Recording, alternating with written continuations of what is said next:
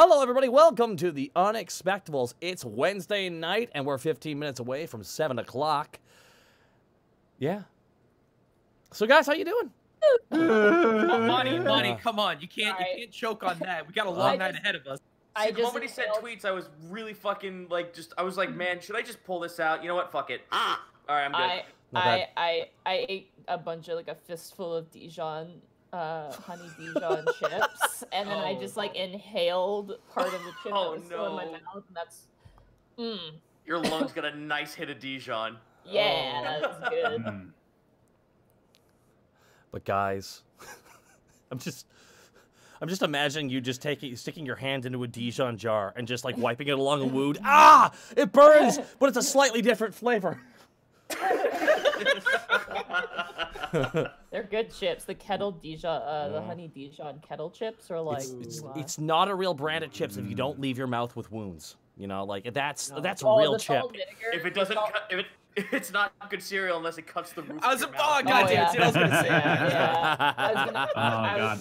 I was gonna say like their salt and vinegar chips. Like it's just like you peel the inside of your mouth on it. Just it's so like the vinegar is so strong, but it's just so. It is a good pain. It's a good pain. Remember, there was a time where there was extreme salt and vinegar, extreme ketchup. There was like the extreme genre. Do you remember the extreme line, everybody? Do you remember? Yes. Vaguely. I remember eating a bag, like an individual extreme salt and vinegar chips, and I remember drinking water afterwards and just drinking salt. Is all it was. It was just you're like, oh, I just felt myself drink pure salt water, and it was everything I expected and worse. Salt and vinegar is one of those flavors that doesn't need to be extremized because it's already pretty extreme flavor. I mean, I only discovered like maybe a few years ago that dill pickle on chips or popcorn just fucking tastes astounding. You didn't, whoa! You didn't know about dill pickle? I didn't know about it until like 5 years ago. How is this possible? You're the most cultured place in the world, New York. Well, they don't have ketchup chips though, or all dressed. No, I was gonna say that. What are you talking about? Okay. See, the thing is, they may know about ketchup chips, but they don't know about Supreme, Ultra, all dressed. They don't know about all dressed. Oh yeah. They don't know. They don't know much Monty. about that. What? No. Don't talk. Where to the us. hell do I get? No, shut up. Where the hell do I get good ketchup chips? I might be going back to Canada. Here's the joke. There is no such thing as good ketchup chips. Don't say that. No, there's no such thing as good ketchup chips. Would you like decent ketchup chips? That's the best we can do for you. Yes, a decent. Here's what you gotta do. You gotta leave your hotel room, okay? You gotta head down to a corner store and just look for ketchup chips. It is not hard to find ketchup chips. I did that, and then I got Lay's, and they were a huge disappointment. Well, you got Lay's. That's your own fault. That's your own fault. All there was. Oh my God. Hold on, Chocho, a minute. You're going to be going to New York. You're going to be going to New York tomorrow, and you can have Wise chips. They won't let me. They won't let me leave the con. I might be like saying the wrong thing here, but I don't know if it's just me. For Canadians out there, specifically BC, there's a brand called No Name, which is literally what the name of it's called. It's like a yellow generic bag, and they have chips, which is basically like they're really good. I don't know why, but they're like the most like generic chip you can get. But their ketchup chips are great because they're not Google the No Name brand. It is a real thing that is not parody. Hilarious. It is not a parody. Anytime I get a promoted like no name brand ad on my Twitter, I always retweet it because it makes me laugh every time I see that. My favorite one is just beans. It's just a yellow can with a bean on it. It says beans. No Name beans. I'm like, yes. And you know what's great about it is all the food is delicious. None of it's bad. It's all really good. It is all passable at best. I have tried more of it, I think. But here we go. I gotta get through some of these people. We gotta do introductions. If you guys could keep it to under a minute, that'd be great. Goomba, where can they find you? If I'm at twitch.tv/Gaijin Goomba on Twitch every Tuesday, we're doing Taiko Tuesdays. It's my most successful stream thus far, I suppose because it's consistent, where everyone bullies me to play terrible songs. In my favorite rhythm game. You can also find me on YouTube, where I do my culture and gaming and anime shtick, doing a two-parter. First one just went up over Demon Slayer and all of the origin of the various baddie Onis. That's been a lot of fun. However, big announcement. I will be at Anime NYC this weekend, starting tomorrow. So if you're in the Manhattan area, come swing by, say hi. It'll be a lot of fun. I've got a meetup at 2 p.m. Saturday at the Bandai booth. Nice. Okay, who's next? Zito is next. Zito, where can they find you? Find me over at twitch.tv/Zito, where a fuck ton of indie games have come out, and oh man, I have a lot of things to show you. Hey, how's that Pokemon stuff treating you? If you don't want to deal with it, fuck it. I got 2 creature capture RPGs for you to check out. So you want to come on over and check that out. Other than that, we're doing homebrew, we're doing drawings, and my Patreon for homebrew shit will be up sooner rather than later. Did you get the Tanuki yet? I made that for you! No, I'm talking about the game, my friend. Drink his hot Kool-Aid. Alrighty, Connor, where can they find you? They can find me on Twitter at CNLSnake. They can find me on Twitch at Distortion Devil, where throughout the week we're going to be playing more Ring Fit Adventure. Been an interesting couple of streams with that one, getting my ass kicked. But other than that, Friday's going to be Friday Funhouse, where I get drunk and play games with my friends. A lot of party games, Tabletop Simulator, Jackbox, Party Pack. Saturday is The Witcher. We have gone back to the main story. We're going to finish that up before we continue Blood and Wine. And Sunday is going to be more D&D character creation, trying to push 5th edition to its absolute limits. We made the most annoying character for a DM to handle. Great. We tried to figure out how many rerolls you can get with one character. I think the answer was like 8.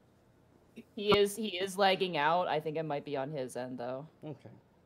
Weirdly enough, I'm actually picking up his audio somehow. What the crap? It's ever so slight. Yeah. Huh. Technology. Well, check that out at twitch.tv/Distortion Devil. Hey, Bosco, are you there?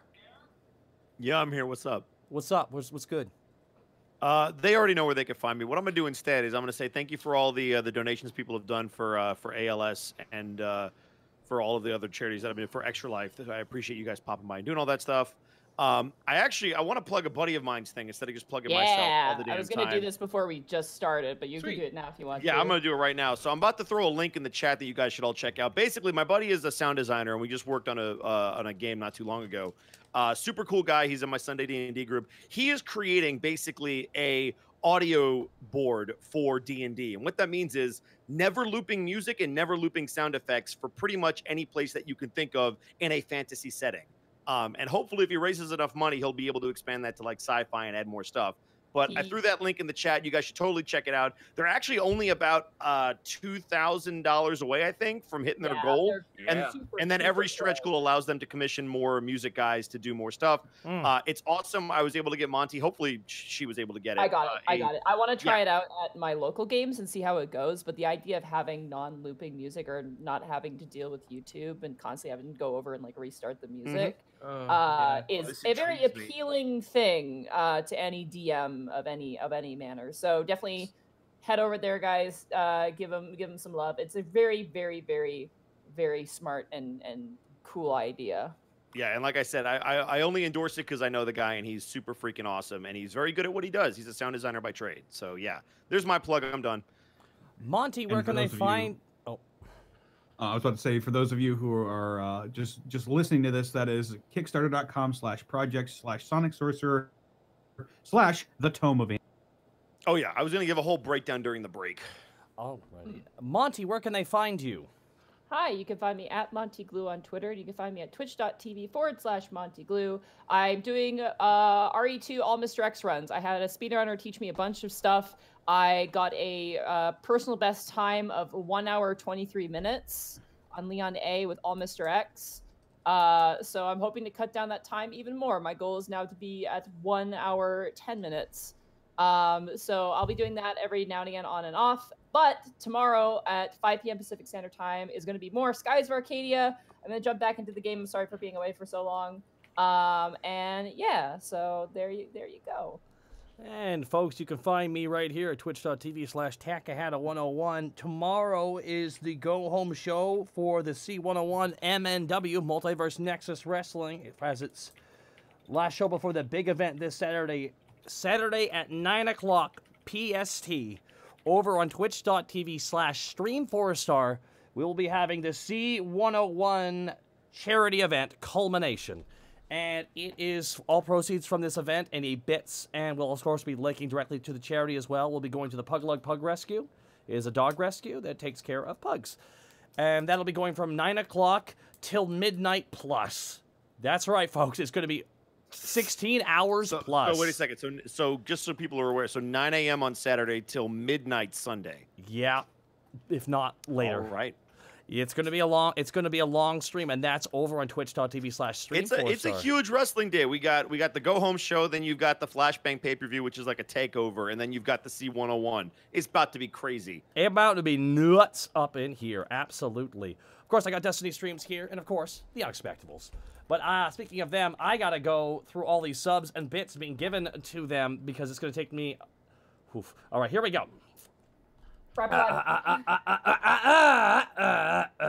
Commando Joe, Cosmo Mutton, Shadowy Sphinx, Zeus Moose, Vardixus, Shalem, Froggy's Mom, Silent Vagabond 25, Rook, Alec, Tiny Behemoth, Crazy Claw, L Robot, L Levens, Miss Tweetums, Inferno Ooh, Slipknot Lobster, Not Dante 42, Spirit of Love, Z-Man Stardust, Blue Clock, Crow the Immortal, Leo, Knight as 01, Mad Monk Montague, War of Shadows, Aiden Draws. As well, War of Shadows gifting 5 subs to the community as well. Thank you so much, War of Shadows. That's very kind of you. Gently Senpai with a tier 2 sub. Thank you. Lazy Red 7971, Achilles 98, Project Zeta, DM Warchief, The Kaleidoscape, Gentleman Indigo, Pie Boy 4242, Muscle Wizard 1, Digital Mask, Letter D004. Thank you all for the subs. And now for the bits. I do apologize if I end up missing you from this. Hunter M. 93 with 500 bits. Talking realistically, lip sync Napa will visit me in my nightmares. I didn't do it. Thank you for the 500 bits though. That was my idea. Ah, you monster. Draconos with 500 bits. No Bessets, just mitts. Bravo, bravo, good. Draconos, good work, good work, good work. That was good, Jake. Hafar in the Sky with 700 bits. First time catching one of these live. Looking forward to this. Thank you, Hafar in the Sky. And 200 bits for Andrew Nevermore. Thank you so much. Spirit of Love. Thank you for the bits. So Setquim Kid with 500 bits. Have bits because I started my new job this week. Woo! Congratulations to the Setquim Kid for getting that job. Leo Knight Asa 1. Thank you again for the sub. Blackwing Hellkite with 1,000 bits. If Task turned, would he just turn into a baby dragon? 1,000. Well, Task, what do you have to say about that? Skelly Jack, Fike, Von Krieg, thank you all for the bits as well. Crow the Immortal with 500 bits. Sick Ghost Pepper Wings and the Unexpectables. What a birthday. Is that your birthday? I think it might be your birthday. Shadowy Sphinx with 1,000 bits. I'm sorry, but can I get my chicken and waffles and Korean barbecue chips back? Also, Bosco, when can I get you in my Fire Emblem Heroes team? 1,000 bits from Shadowy Sphinx. As soon as you get the best boys. Joshua? Excuse you? Okay. I don't voice Joshua. Here we go. Okay, let's. I'm going to put a hard stop on this because the second we start wading into these waters, especially considering one of us is a fish in this water, the metaphor doesn't work, but it's just gonna be nasty. Shadow, thanks for 2 minutes. Viral Tech, okay. Alcoholic with 1,500 bits, starting a full time at an office tomorrow, and I want to spread the love. Here's to 100 more episodes, and hope the crew finally decompresses on that Kill Mel side quest. Alcoholic with 1,500 bits, thank you so much. That's right. Forgot about that. Scurry Rash 2 with 1,500 bits. I wish you good luck for tonight's stream. Well, Scurry Rash 2, thank you for the 1,500 bits. It was very kind of you. Protoss, thank you as well for the beast. And thank you so much. Oh, my lord. I also want to thank Dynamite with a 500 bits. I was planning on getting a Songbird Symphony rhythm game for the Switch. It has great soundtrack, challenging gameplay, but not too challenging. Most importantly, the game looks too adorable. Bye, Dynamite. Have fun playing your video game. Action Bastard 42. Unexplored Blue. Thank you for the subs. 3 gold bulls, 1 coat, no message. Just 1,000 bits from one of those kobolds, if not 3 of them in 1 coat. Thank you so much. Skelly Jack, thank you for the bits as well. Battle Turtle 123, thank you for the resub. Evelyn Nowicki. Evelyn Nowicki with 1,000 bits. Here, have my first ever bit drop. So happy you guys are back. Yay, Bosco. I don't have to be up at 3 a.m. to get to work tomorrow, so I'll be able to enjoy tonight's episode live. It's crazy to think I started listening in 11th grade. You guys helped me through AP Studio Art twice and a shit ton of online classes. I'm not quite ready for art school yet, But when I am, I hope your amazing characters will still be doing crazy shit to inspire me to keep going. Love you guys. Thank you for the 1,000 bits and congrats. And thank you so much yeah. for... That just sucked me back to high school immediately. Like, I got transported back to my art classroom as I was making my portfolio to apply for art school. And Icy Briz with a resub. Thank you so much. The Shadow Producer. Da-da-dum, da-da-da-da. With 5 subs gifted to the community from the Shadow Producer. 321 Ajimo, thank you for the resub as well. Sam X12 with the 510 bits. Bits for great rolls and amazing nat 20s. On the other side. Don't say that, Sam X1. He didn't actually. I just added that part. Zane 250 with 1,000 bits. I wasn't able to watch last week's stream because my grandfather passed away. Very sorry for your loss. You guys have no idea how happy you make me. You inspire me to be a great DM, and you bring me such joy in my life. Thank you for all the content and for making my life so happy. Thank you so much, Zane, 250. And real fast here, Vade Loca, Plata 64, Fitzboy, Tupper Bottom, The Honest Guardsman, Forax1, Tarek is Dan, and Blackhound. Thank you all for the subs. That is it. Okay. I realized I left my player's handbook in a bag, so I have to grab my limited edition book. Alright. You guys ready to go? Do we have limited edition odds? Yeah. Okay. When last we left our heroes, Borky the Orc Barbarian, Task the Kobold Ranger, Greckles the Kenku Rogue, Panic the Tiefling Bard, and Remy the Kenku Fighter, the party has returned to the city and discovered that a 5-month gap has passed since their adventures in the Underdark and their escape from the Realm of Discord. Now home in the city, a few things have changed. Promotions, romance, city infrastructure growth, giant fluffy tabaxis, and cryptic letters welcoming the players home. Soon after their arrival, the party met with Edward about the phenomenon affecting the ruler of the Realm of Discord, Omnima. Through his studies, Edward expressed that there's a possibility that gods can die from a new unknown means, and that there may be a connection to the celestial entity known as Lies, and this phenomenon appearing throughout the various planes, such as the Realm of Discord and at Athtar's Fall.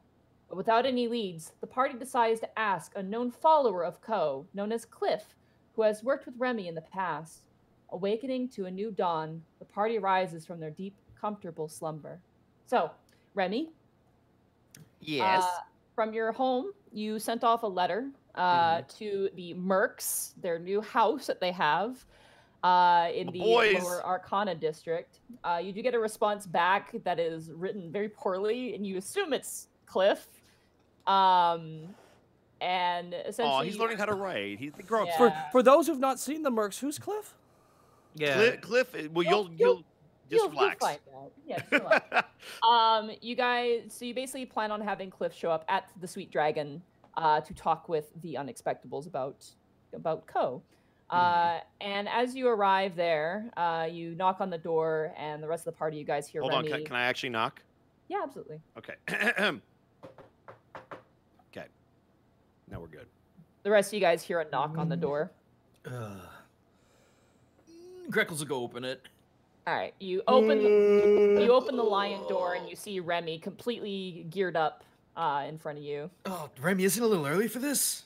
Greetings and salutations, and no, I don't believe so. It's like 9 a.m. Oh, right, I forgot. All of you like to sleep in. I mean- the sun hurts. I mean, all things considered, Remy, we kind of needed this.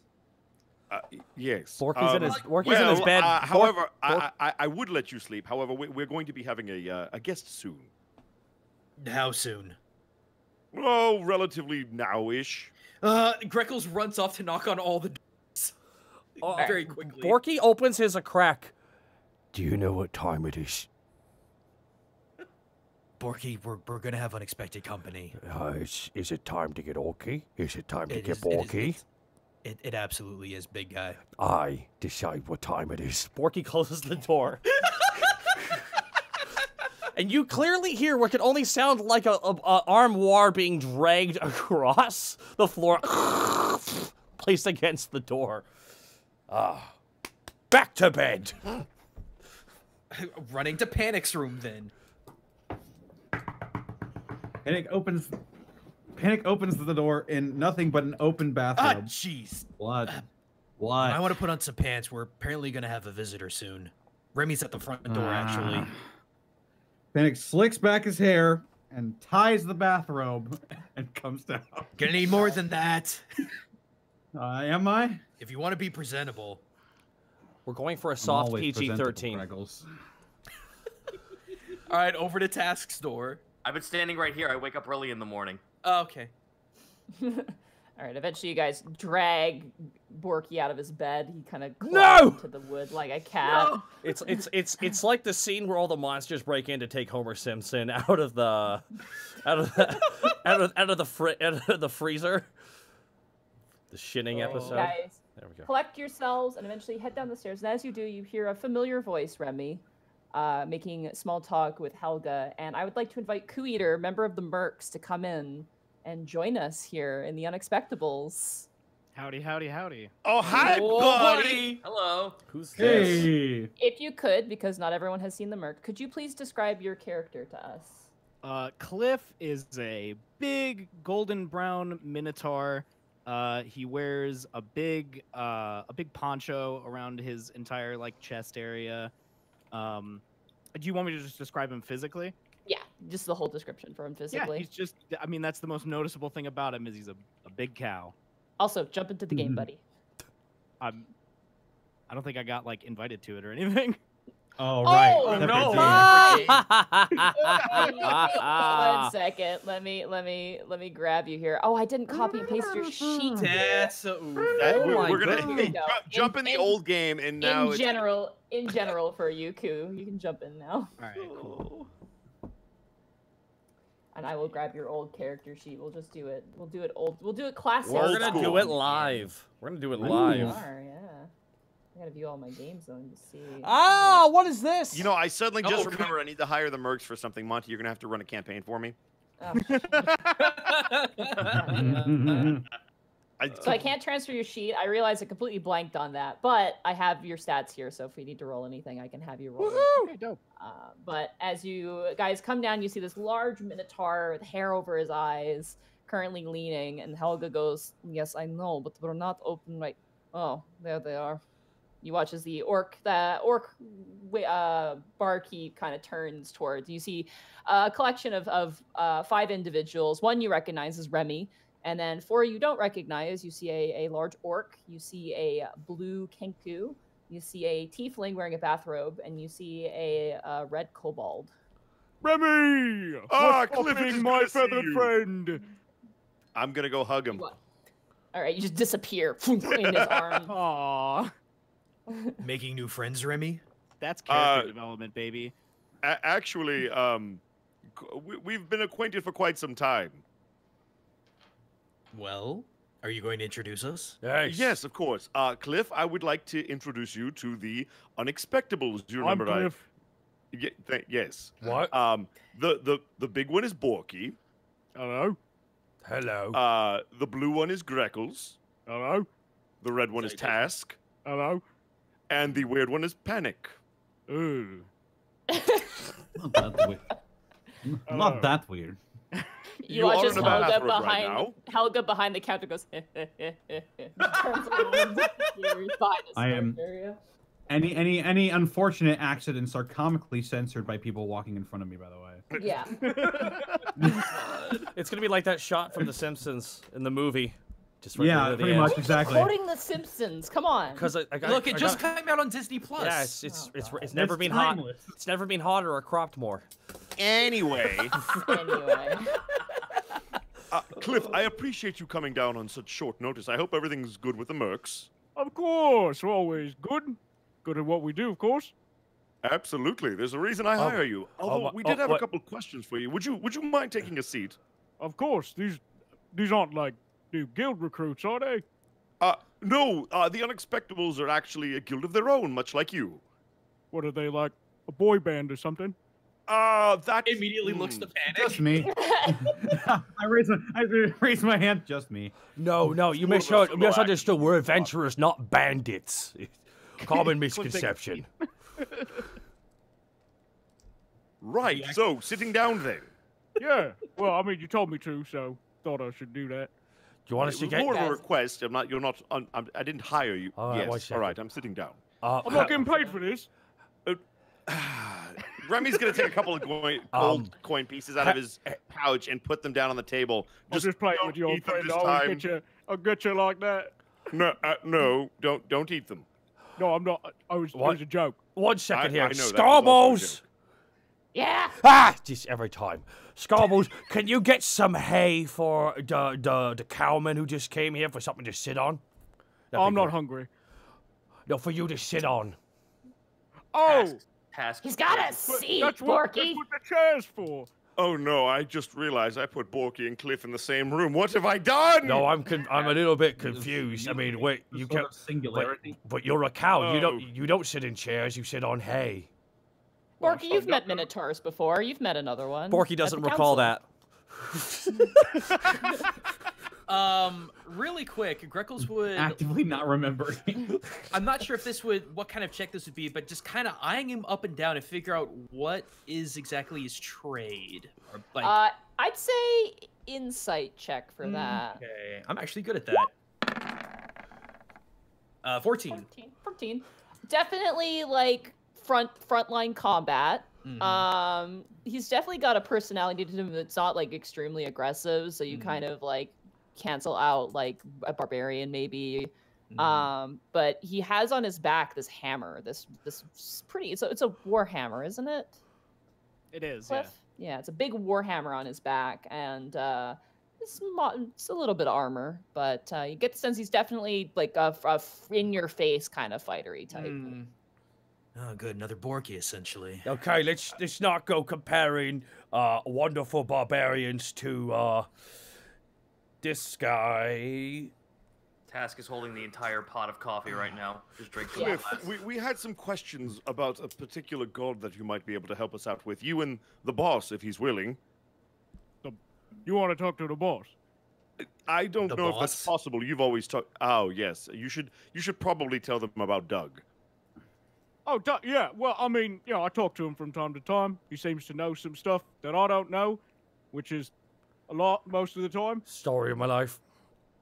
I'm going to assume this is where our contact to the other side is going to be. Correct. The other side? Oh, he's not really on the other side. He's just in me head. Right. A figure of speech. Right. So Oh, you only have one voice in your head? And you hear Ronfault. You hear Ronfault in your brain go, Borky, casual. Just shakes his head. Yeah, it's true. There's nothing wrong with that. Thanks. You hear a little voice. Panic. Thanks. Yeah, no problem. I give If a mind fist bump. May we speak to this? May we speak to them then? Well, there might be a bit of a problem with that. I don't think anybody else can hear him, to be honest with you. Are But you? can he hear us? I think so. Boss, are you picking this up? Yes. He says yes.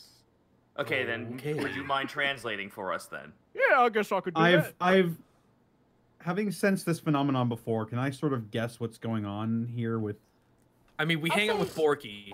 I'll say roll an insight check. insight? Yeah. All right.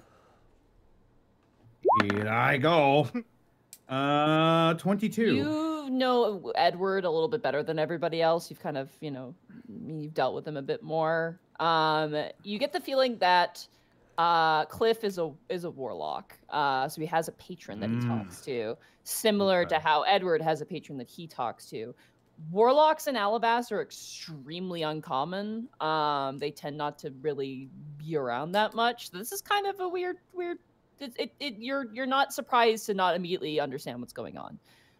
So you get the sense that whoever is talking to Cliff is probably whatever is his patron. Ah. So before you go consulting anybody, Cliff, you wouldn't happen to know if Doug or the boss happens to go by any other names, maybe titles? Titles, like a job. The mouthless one. Oh, Oh yeah, the mouthless one. That's creepy. Wow, that's a good Can- one. I does like that boss. sound familiar at all? Roll a religion check. All right, here I go. Religion is going to be a 19. 19. You've seen depictions of the mouthless ones in books. They are basically they're like it's so hard to describe what they look like. I have a mini of one. They are like it has no mouth, 100%, and it's almost similar to like a beholder, but in the sense that it is very smooth, it's fleshy, it's soft, and it has a multitude of different tentacles, and absolutely no mouth. It has just one massive pale eye in the center. They tend to be almost like hunter-gatherers of information, so they tend to be entities that will make packs or will exist in different planes to collect secrets.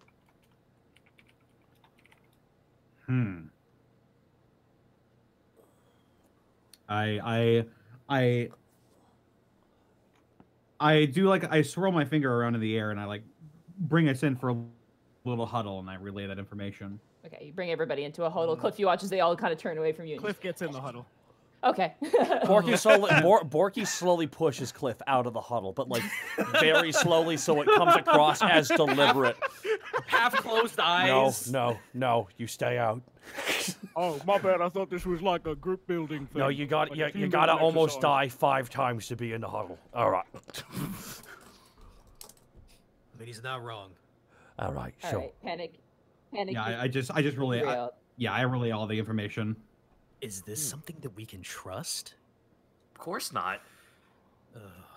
Look, It might be our only and best shot. in though. my interactions with him, he's only ever aided us, but I'm sure for his own means, it certainly couldn't hurt to ask questions. Okay. Cliff is in Never the do other anything end of the room, weird. kind of. Cliff is on the other end of the room, kind of like doing tricks with Doug, like things that you absolutely would not be able to do if you didn't have like secret powers of some kind. So roll a d20, and we're gonna add your acrobatics to that for your Oh. tricks. So Can just I roll a pull up my d20. character page on here? Is it No, a- you can't. It's not in there. So just roll a d20, and your acrobatics is a -1. So just -1 to whatever you roll. Thankfully, Oh, boy. I have one on my desk. I got a 7. A 7, that's a 6. You're like flipping it in the air, and then like at one point you just drop it. You guys hear this loud banging noise. And you turn Yeah. over, you see Cliff kind of picking up Doug and like That patting checks him out. up. Yeah. Cliff, could you maybe not destroy the tavern? Yeah, you got it. Awesome, thank you. Remy, are you sure we can trust this guy? The hammer? Absolutely not. Well, the Has most- he ever done anything weird and creepy? Remy, your brain yeah, immediately yep. flashes back to like the rat. You guys were fighting the rat The king rat, in the yep. basement, and literally a shitload of tentacles burst out of an ether and ripped it to shreds. Panic, you said you saw a lot of weird things in the realm you were in. It'd be like that. Ah. Well, the only thing we could possibly do at that point to make this have any kind of middle ground is just ask questions. Then, if we can't get an answer out of his patron, then that's as far as we can go. I would Like I happen to said- agree. Why don't we just ask it what we need to ask it? It's our best and only shot. Hey guys, So it's, then it's, I know. it's a Okay. bit a bit early. What are we talking to him about again exactly? What? The You guys guru, talked Porky. to Edward, and God of Secrets. The Ah, God of Secrets. right. Finding out about the name of your Right. god. Right. Right. Apparently, there is a piece of information that all of you can recall that none of us can, so you should maybe see if this thing knows about it. All right. Well, let's try this out then. Cliff, would you come over here for a moment? Oh, I can be part now. Yeah, I'm coming. boom, boom, boom, boom, boom. He walks. Oh, I'm coming. Oh God. Oh lordy, Oh, coming. Lord, he coming. Okay, so Cliff, how can we describe the voice you're hearing? What's its name again? Well, I mean, I named him Doug. Okay, well, He didn't seem to have a problem with that, so I just stuck with it. Yeah, mine's All right. called Ron. Could you repeat that? Mine's called Ron. It is run fault. You hear a correction in your mind, Borky. Okay. I tried to I keep... think he was asking Monty to repeat what she was saying. That works on 2 Oh, levels. and you said like I just call him Doug. He seems fine with that. You just hear a whisper in your mind, Cliff go, I am. He says he is. All right. Well, may you ask Doug if they know anything about celestials that no longer exist? Celestials that no longer exist. Yeah. A Cliff just kind of waits because he knows that the boss can hear everything. Ask them if they wish to know what happens or what I have collected. The boss says, ask them if they know what happens or if I have collected. Okay. Cliff. The voice isn't necessary. Well, okay. Well, No, that's what he said. I have notes on that take. So the Doug wants us to know what we're bartering for then. No, he wants to know what you're asking about. Are you asking about what happens when a celestial dies, or if he knows of a celestial that we dies? already knows knows of. what happens when they die. It's more what it knows. Yeah, we want to know more of what it knows. Yeah. What do you know, boss? I have a collection of celestials' names, long forgotten. But do not be confused. They are nothing like gods. Cliff is like writing this down. Like, There's a collection of celestials' names, right? Not forgotten. Okay. What was that last part again? Those names are different to that of a god. Different to that of a god. Okay. Sounds like we're coming up blank, fellas. Well, we have to give the name. Do you think that's wise, gentlemen? We're already this far in. Very Let's put well. it this way: if it can't understand it, it won't understand it. If it can, maybe it'll know something. Very well. I don't know if you will be able to hear us when we say this, Cliff, but the boss, if what we're calling here, if you can hear us, we want to know, what do you know of the god Lies? Cliff, for you watch as like it almost feels like static in the brain, almost like you kind of have a weird sense of deja vu. radio interference. Yeah, but the boss does reply.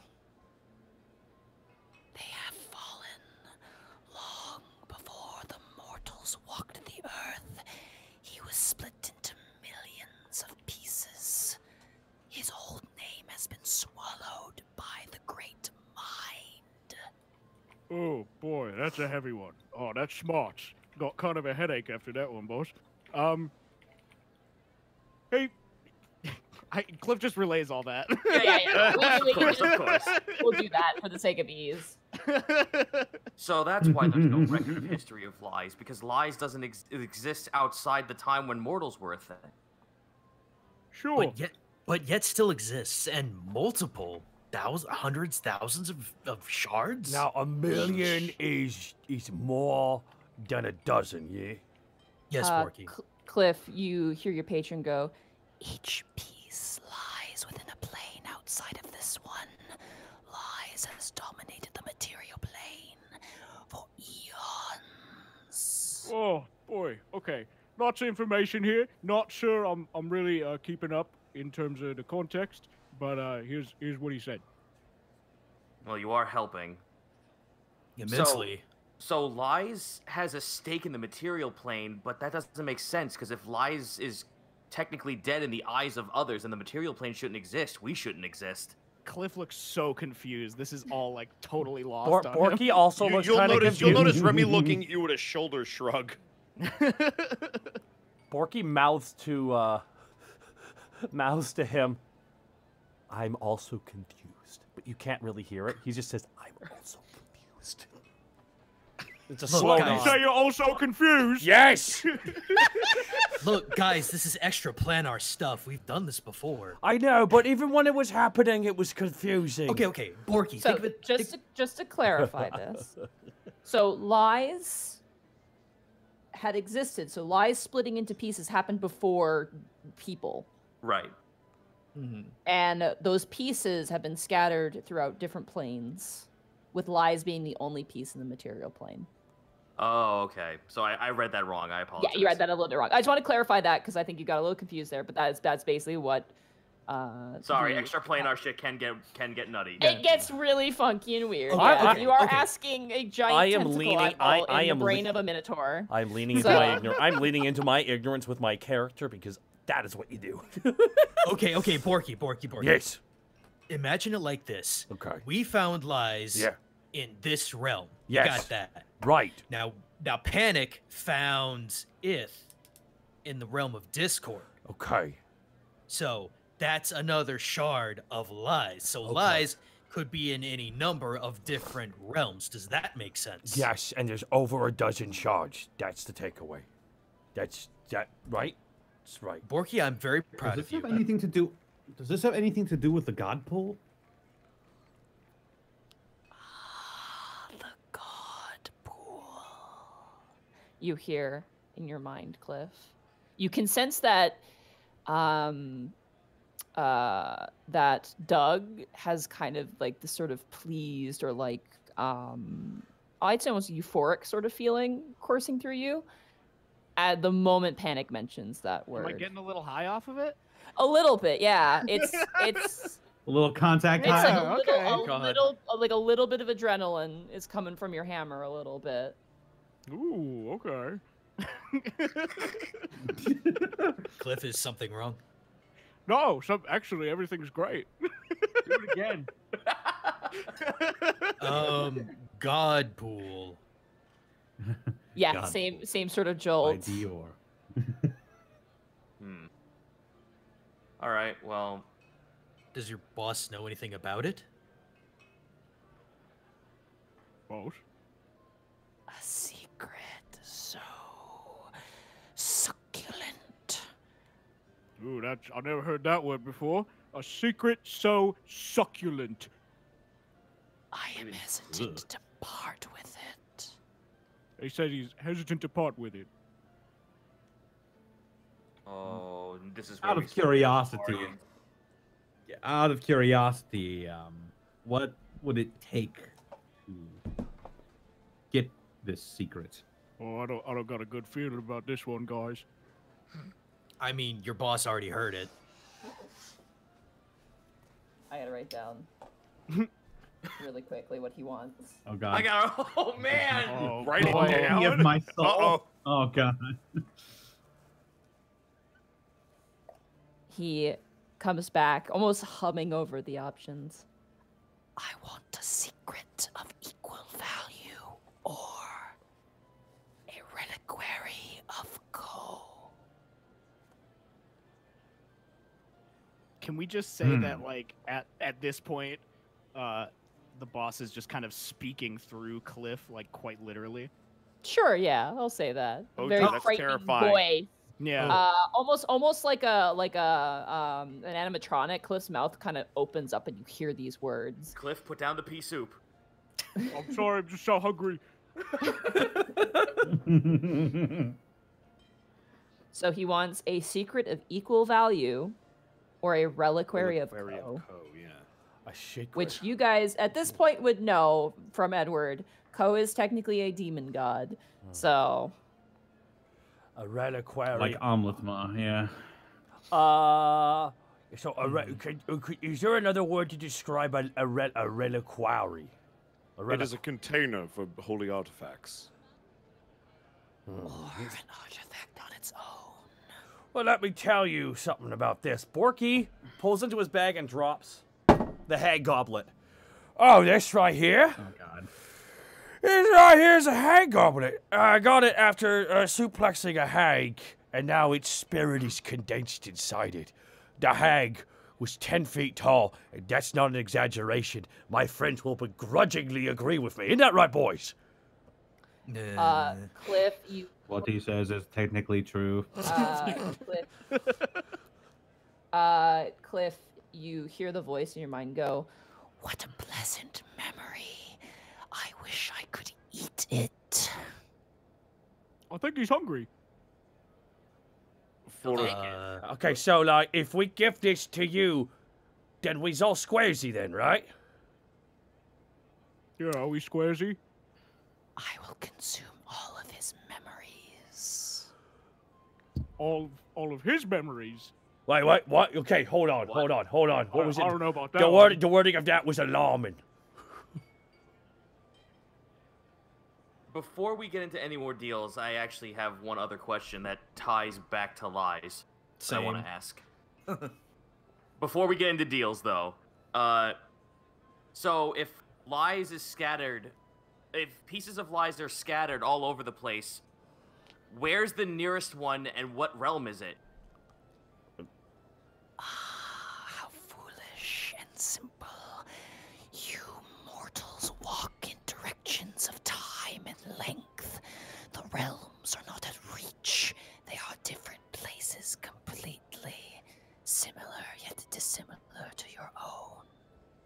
After that all is said, Cliff kind of just like stumbles over a little bit, like it's troubling him, all the things that the boss is saying through him. Yeah, it's really hurting you. Like your brain is getting a little numb from it. Cliff, are you alright? You're so good, guys. Sit down. Yeah, okay, so I think I'm gonna. if Oh, no, pea soup. No. okay, so the law. So what I'm understanding is if I give this goblet over, then I can't remember what happened. Yeah, I think that about sums it up. Give him a minute. Borky just takes the gauntlet back. It's gonna be a pod pass on me. It's the greatest. It's one of my greatest memories. That and meeting my friends for the first time. Kind of. It's like a tie between the two, really. There is actually, Cliff, one other important thing that your boss may know. Oh God, not again. Okay. It's actually No, he does this. Don't worry.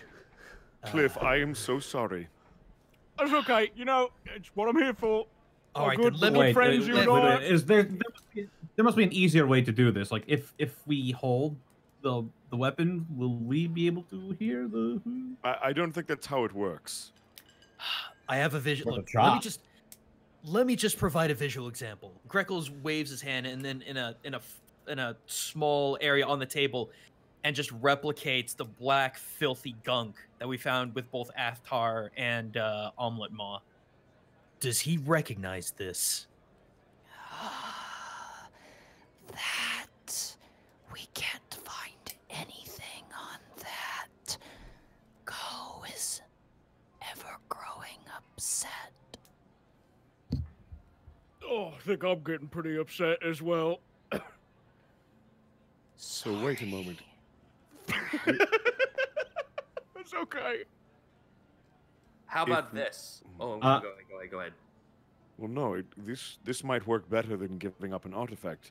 You're all looking for this as well, information on it, and if we get it and relay it back to you, you will exchange it for the information we want. We are the only ones that you know. The four of us have the knowledge you don't have.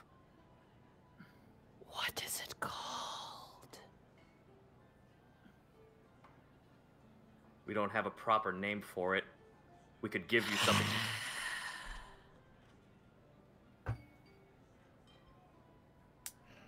Gentlemen, what should we call this thing?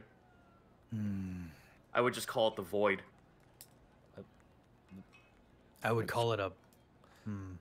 That's To quite what are we literally referring what to? it I'm is. sorry, I might have missed the beginning of that. It's the the, stuff- goop- the it's stuff the that made up stuff that came out of Athtar. Aftar. Remember the stuff that came out of Aftar? Aftar goop. And the stuff you the stuff you found on Omnimaw as well in the realm of Discord. Honestly, gentlemen, I'd like to call it the Bleeding Void. I think I'm ready to call it a day. Hang in there, Cliff. suppose- We're almost done, I swear. I suppose us mortals would call it the Void. The void. Roll a persuasion check, everybody. Okay. Oh God. Because you did technically give Doug something he doesn't know, but it's how valuable is it to him? Ah, so- god damn it! I All watched right. Let's Come see. on, Persuasion. Panic, this is you. This is you, buddy. Here I go. Oh. 14. How's it now? One more. It's cold. It's cold. You hate Oh, to see it happen. Kurt, roll it's it. called, Kurt, bu- roll it's it. called Oblivion Juice. 4. Wow. Two nat one's a 4 and a 14. You hear the voice. Simple nickname will not do. I require more. do we have anything in our possession that was left behind by those? Here's a fun activity. What secrets do you know that you think would be equal value to this one? I know Oh, one. no. I just don't know what they could What's do the with this kind of. motherfucking tea? Welcome to the God of Secrets, guys. They just want information. Okay. All right. Let's Yeah, go. but Let's go. it's Let's good. go. Let's go. I- Okay. Here we go. While you guys get Cliff a cold glass of water to, I was gonna say, can Yeah. Remy get Cliff Yeah. literally anything that would help him? yeah, you get him a cold glass of water Cliff and some appreciates food. this greatly. I'll prestidigitation his vomit off the ground. You watch as like Scarbles, who had like a dustpan, is like, oh thank God, and she just turns around and leaves. Silly Yeah, question. I'm gonna ask. I can't ask again. Now I'm gonna say this: stupid information is probably not what this god's gonna want. So no. it's gonna have to be something that's a bit serious. I do know one thing, but I don't know if that information would be bad for a You can demon mess- god to have. You could message it to me, and we could see. I think I know what you're talking about. Oh, boy. Na na na. Hey hey hey. I have one as well. but I'm All gonna message it right. to you. Yeah, message me if you guys have an idea, and I will tell you whether or not this would be a bad idea or a good idea based off of your character's knowledge. Because you guys have dealt with demons before. You're not complete morons. So, this is fun. I'm having fun right now. I'm not. Sorry. Thank you, by the way. I'm not either. By the way, guys, Koo Eater, again, thank you so much, Koo, for joining us. For Of course, this. I am actually having Yeah. fun being here. I Cliff miss is sending you. I miss you too, Bosco.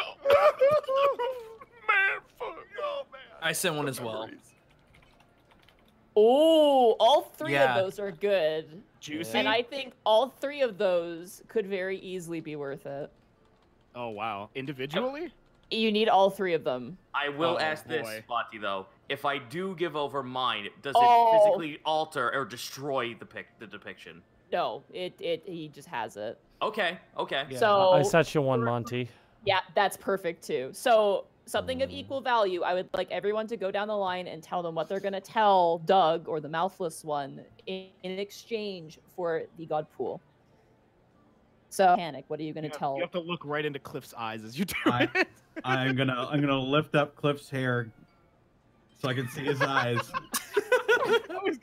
I was under the assumption he would do it himself, but all right, that's fine. I'm gonna whisper. Orin is very possibly corrupted by something and may very well be dying. Greckles kind of shoots you a look a little bit. Ooh, Greckles. that one felt nice. I'm feeling pretty good now. Greckles, your secret. There is a simple creature yet all powerful, a pug with the ability to manipulate time and space, able to transform people into anything it desires and even manifest trials and tribulations for them to overcome. Oh, keep it up, guys. This is good. This is good stuff. Task opens up the book and shows a depiction of the silver kobolds. This is the depiction of a race that may not even exist in the first place. Oh, okay. Is that Alright. is that enough? Do you got enough there? I think he's pretty happy because I'm Last- feeling pretty good. Last one, Borky. Orky just kind of looks around a little bit. My sword has the soul of a giant king inside of it. Don't tell anybody. Already know that. You hear the good feeling immediately disappear. That secret was not substantial enough. Oh, The one you sent me, you have to use the one you sent me. oh. Yeah. Borky starts sweating. Only you guys know that. So Borky goes. Edward and Robso help Bannock Grimtongue lie to the council. Oh. Oh no! Hard. That's the key. there, No! You couldn't have talked. there is the cherry on top. Because that is a secret only you guys know. Oh. But don't tell nobody. You have to promise. No, you can't tell nobody that was a deal. Cliff Oh. looks physically elated. bulky. Panic smiling obliviously, not knowing that he was just thrown under the fucking bus. It's just Did we say these out loud or mentally? I'm gonna say you guys went 1v1 with Cliff. I thought you were all telling them that. I thought you were all telling them that. That's like the one secret. Really bad news. That's the one secret we have. We have so many secrets. We have so many secrets. The to the east with the graveyard. Freaking god. We have a secret child. We have one of the biggest secrets working for us as a guard. The value is based off of how many people know that information. So that, because no one else knows that, that is the most valuable information because only you guys and Edward knows that. Oh. So that one was worth the most out of all of them. To be fair, this thing can't really tell anybody that. All right, so for clarity's sake, through Cliff, you gain this information about Ethiel, the god pool. The god pool is not a thing, it is a place. Oh. So you pull out your notes, boys. This is very important. I'm just gonna. Here's a good One question. second, I gotta get Pranik right under this bus property. As I type this, does Remy know this? Like, is he able to hear this? Yeah, you're able to hear this. All right, then I'm gonna write it down. All right, so the god pool is a place. Yeah, it is a place that exists within the Feywild. Of course. Okay, so It's guarded by the king of the forest. Wait, I don't like that. I don't like that at all, actually. If I were the king. No, we've met one forest. We've already met one forest who acted like a king. Oh, that was another secret, possibly. Nah, I feel like no. I'm so sorry for all this typing, Austin. Yeah, sorry, Austin. The god pool is able to restore or heal celestials from mortal wounds. From mortal wounds? For mortal wounds. What about like corruption? Wait, when you say restore, does that mean like bring back to life? Bring back. So, Oh, boy. to give you guys context, you could bring Lies back to life. Oh boy. Oh, Which is why Lies gave you Ethiel the god pool. There is a door to this realm of the Feywild, but it requires 3 unique keys.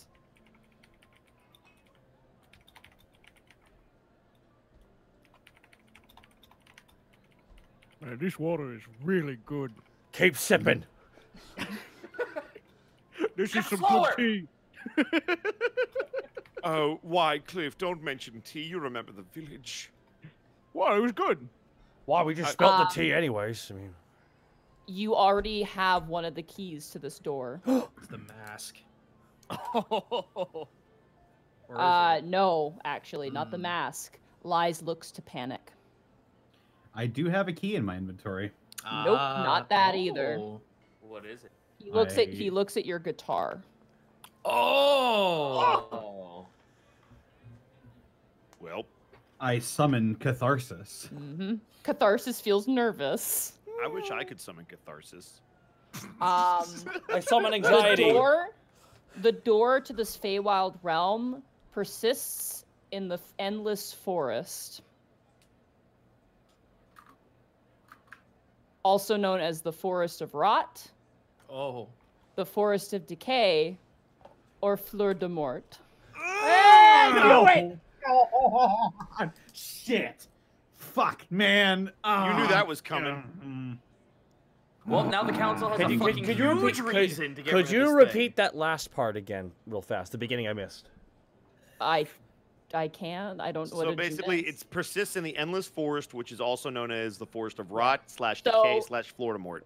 To clarify, the door to the Feywild that would take you to Ethiel the God Pool, the door itself exists within Fleur de Mort. Okay.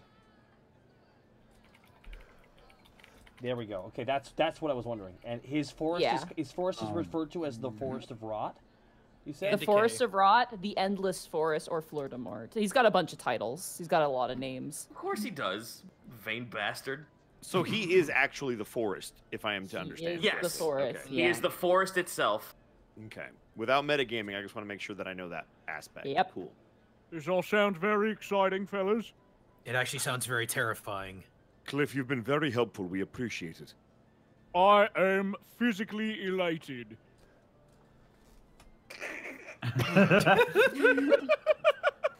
I'll tell you what, buddy. Here, keep the gold coins. I mean, that was a joke. Like, I for know real, it like, was, I was but pulling it's your the leg. least we can do. I mean, okay. I guess I could take that. I actually had one last question. You said you know the okay. names of Celestials. Yeah. The being known as the One Body Choir. Do you know his previous name as a Celestial? That was snatched by Osterix long ago. Oh, that's a shame. Well, guess I better I be tried. going. I have one more. I have one more selfish question. Okay. Cliff, I'm sorry. Poor Cliff. Oh my god. Cliff, no, Task, this is the last one. emotions. It's clearly making him suffer, please. Yeah, he's like turning different shades of like tan now. Like his face is getting a little shock white. His eyes are like his eyes are super dilated. Last one. No. Am I the last sole survivor of Iron Oath? That answer requires a trade. Piss. You can't tell the Enrobso one. I did that one. But that's all you got, unfortunately. Shit. All right.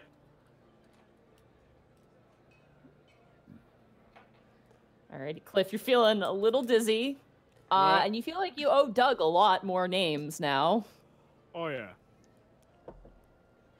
We'll just have to The get thing off is, back on Doug the road. likes you, because you do feed Doug quite often. So, Well, you know, everyone's hungry. Everyone's got to eat. Some of us just don't eat food, and that's fine, you know? Would you like food to compensate for your time used here? Absolutely. What would you like? Hold on. The man to ask that question will be here in a moment. Mr. Boppington!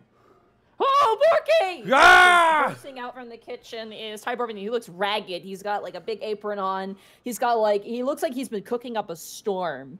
Oh, you're back! I made you a welcome home pancake breakfast. And you That- watch just That's lifts up a amazing. giant stack of pancakes. That's amazing, Mr. Boppington. What'd you make for everybody else? That's funny, no. Porky. Yes, Oh dear. it's a joke. It's a joke, Ty, Mr. Boppington. Ty, don't worry about it. It's for all of us. We got I'm it. so me. sorry. He slides the giant platter onto the Oh, table. dear. I've been so busy with the harvest, like the Hokess Harrowing Food Festival. I've been so busy. But I'm glad to see that you're back. It is good to see you again. Would you be able to procure our friend here, Cliff, some food? What? I just put a whole Yes, stack of it's a pancakes in front of you. The pancakes. I don't know is- if he eats pancake. Do you eat I pancakes? eat pancakes. Cliff? Yeah, I like pancakes. All right. Then, well, there then we can go. we just get another plate? It's like a cake in a Oh, pan. okay. He watches like really haggard. the Bobbington thing- goes back into the kitchen. The thing you gotta know about pancakes, Remy, is it's cakes made in a pan. And now, normally people put maple syrup or brown sugar on. I like to go rogue and do both, because I'm a piece of shit. Okay, I'm a noble, not an idiot. I know what pancakes are. But are you a I- piece of shit? I turned to panic. I didn't need to. I didn't need to trade, but do you have any use for the orb? The orb of sending? Yes. I mean, yeah, go for it. Thank you. It has been Hand him used the today. hand him the crystal ball of sending. Well, I don't need to trade away any. I don't need to trade away any secrets to see if this even works. Ezreli, it's task. Are you alive? All you get in response is just a breeze. There's nothing. Figured as much. Sorry to make you waste it. I hand it back to him. All right. What did you ask it? I Puts asked it if away. my little sister was alive. So are these pancakes for me, or? No, you see how you take. Cliff, take. you've earned it. As many as you like. Oh, I'm in. Use a fork. Use a fork. A fork. Oh, sorry. A fork. I might have Tash just like shrugs. I have one more sister, so I may have one more chance, but that could be another time. You'll see Remy kind of processing that information as you say it, Task, not knowing about your family. Hmm. Alrighty, as you guys finish up your pancakes, eventually, Cliff, you are allowed to leave after providing the services to the Unexpectables. Remy I'm gonna hugs say him. to pay him, you're gonna have to pay him 50 gold pieces for services. Oh, That's Each or fine. total? Each. Okay. Sure. There you go. dope. I told you I got you, Koo. And that goes Got you, homie. I right down got you, the, fam. right down that amount, Q, that will go towards the Mercs building. Oh, I am. I'm writing it Yeah. Alright. 50 from each? Can Each one. So that's gonna Remy be will wink at Remy will wink at Cliff. 250 total. before wow, okay. before while Cliff is leaving down the street, Borky would like to chase after him and just say one gosh quick darn thing to it. him. No, it's fine. It's fine. Don't worry. Don't trust me. All right, He you slices him in chase- two. You chase after him. Right, Cliff. There can only Oh. be one. Yeah, Hey, what's up? I have some pancakes to go. And Borky hands it off to him. Before I give it to you, Cliff, I too am also a big dum-dum from time to time. Just know that sometimes people need to be blunt and people need to be silly, because life could be way too serious. So here's the pancakes from the man with a fish head. Oh, he just hugs Borky immediately. Oh, that's really nice. I'm not going to hug back because we're not close yet, but thank you. Oh, Jesus. Borky just has his arm. He's just T-posing while he's being hugged. And Borky's Oh, close. Christian side pat.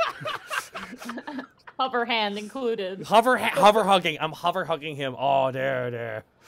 That's fine. That's fine. Thank you so much again, Ku, for joining us for that. That was fun. Thank you. And that was a really neat way for them to find that information. So Yeah. I was surprised you even asked about Ethiel, but I should have expected that. Goddamn D&D players. Yup, I was about to say, you think we don't take notes? Alrighty. It's like With written that, on the Ku- game. It's written right there. Why, Ethiel. Koo? Ku, if you would be so kind, save your audio, drop it in after we're done the episode, and we'll course. get that added in. Thank you so much Have for a joining good us. stream when you inevitably do it. I can stop recording like right after I leave, right? Yes. Yes. Yeah, you can, yeah. right. And then just make sure you save that, and we'll send it off. Peace out, everybody. Bye, Bye. Ku.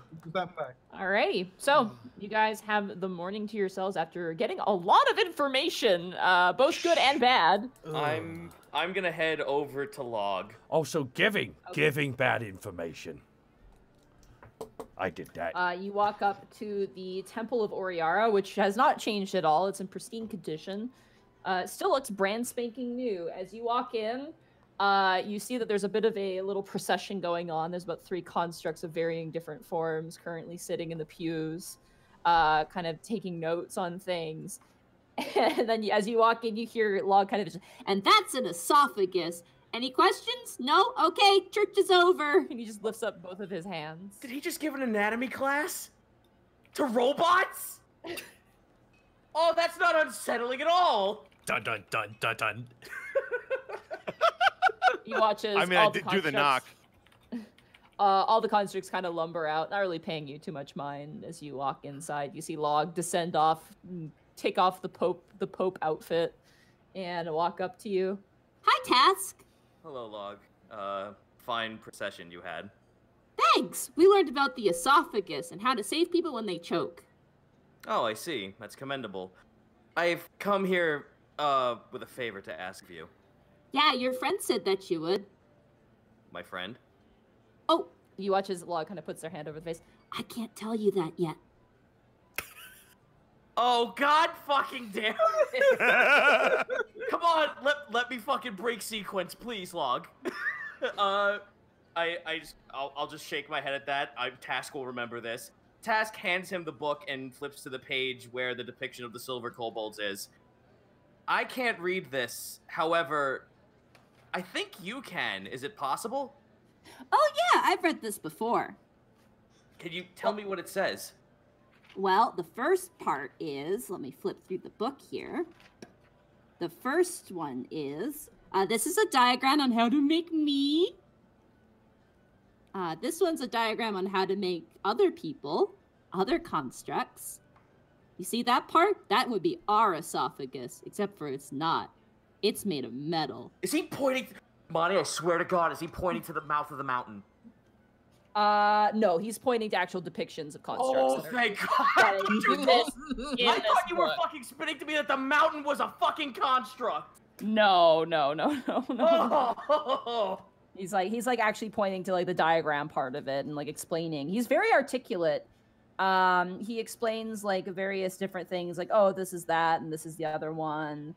I'm sorry, I'm just trying to find something in my notes here. I apologize for taking so much time. I'm scared I lost it. No, go for it. I apologize. We're throwing monkey wrenches everywhere here today. No, that's expected. This might have been. How did I put this? Shit. Oh God. Well, there's computer. I think I wrote this in the wrong book. Ah, beans. Oh, jeez. Hold on. See, now I feel bad because now I'm just sitting here like, oh my God, because like a good 75% of all the bullshit I say ends up coming true in this game. Well, good job, Cito. Yeah, I've made Alexander. You're welcome. Rocks fall, everyone dies. You laugh, but. Oh, there's notes about the God Pool. Cool. I needed that a little while ago. Alright. Well, that doesn't matter. I'll be okay. Log looks through it and goes, kind of looks at you and goes, What do you want to know? Do you see these things here? I point to the depiction of what should be a silver kobold. Yeah, that's you. Yes, apparently this book has depictions of silver kobolds, and metallic scaled kobolds is a rare thing, almost like it doesn't exist, like they might be a fairy tale. Fairies have tails? Some, actually, yes. Whoa. Oh, so like you want to yes, meet... whoa! So you want to meet them and be friends? Actually, yes. Well, this is a special mountain. You Let's know- go why it's special. Why is it special? Because Oriara fell on it.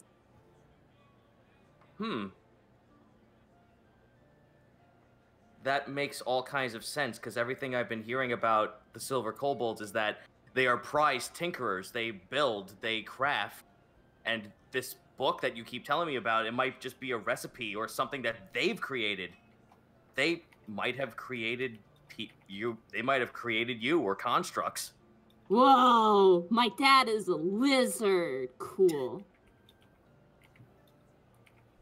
This is something I want to look into a lot further. Do you feel this might be something to explore, Log? I want to go there. You and I both. Oriara said I need to go there. Oh, has she? What is she? Give me details on that. Well, her friend told me I need to go there. How Her soon friend- is this? How soon is this journey of yours? I don't know. If we travel to this place, would you want to come along? Yeah. I'll keep But- that in mind. Your friend, that's her friend, told me it has to be at the right time. My friend. Whoa! Insight check that. go ahead, yeah. 14. Inside. My friend, that's your friend. That's what he said. And it's Log. Log is excited about fucking everything, so... I don't want to say anything. I think I got it though. I'll keep you in mind, and I'll keep you abreast of what's going on in case we end up going here. Okay. Here. And you watch as Log runs over to what looks like a really shitty made, like, pump. You watch as, like, Log, like, jumps up and starts pumping the water. Holy water! It's holy because it comes out of a hole. He just, like, gives you, a bottle of water, essentially. I love him. Thank you. I will pocket it. Thank you. All right. If we have more water in this fashion, are you able to bless it? Is that what I'm supposed to do? I believe that's what you have been doing. Like, Log's eyes kind of... Yes. No. He fucking shudders like a beam light. Well, thank you. I'll keep you informed, and if you hear anything let me know. Okay. I walk out and I head back inside. Greckles would actually like to swing by Helga. Sorry, Helga, do you have just a second? Yes. Has anyone come in asking us for Sully or anyone for counsel? Asking for Sully here. No. Anyone on behalf of Sully asking for us. Oh, yes. There was a drow man who came in, just basically checking in to see if perhaps you've come back. Did But he say where we could meet him? he said that the High Districts whenever you're back. We don't have any tickets though. You have these. And she points to the your pocket where you guys keep your normal tickets. Do we have high district access? I thought You we have had access. mid. You have access to Solly, so yeah, you guys can get it. I'm sorry. You I'm can't- sorry. You can't go to like a different temple, but you can go to wherever Solly is. That's- Okay, oh, I that's was your unaware idea, of that. let's go. Sorry, Yeah. sorry. No, I should have clarified it, but as being employed by Solly, you have access to Okay. go talk to her. Just kind of like how you guys could go talk to Abacus, but you never did, but it's fine. Well, sorry to bother you, Helga. It is okay. By the way, the wine that you gave me, Yeah. it's very earthy, Well. but it's quirky, I suppose. Well, that's where the charm comes in. Yeah, Well, thanks for that, Helga. of course, anytime. And That Greggles man's just wife dropped- is mute forever.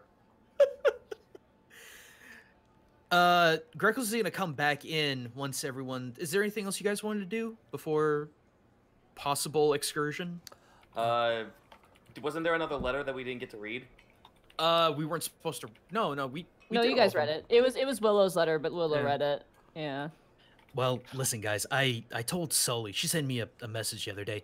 I told her we'd meet up with her today and kind of debrief everything that's happened. Did you guys want to do that too? Do you want to come with?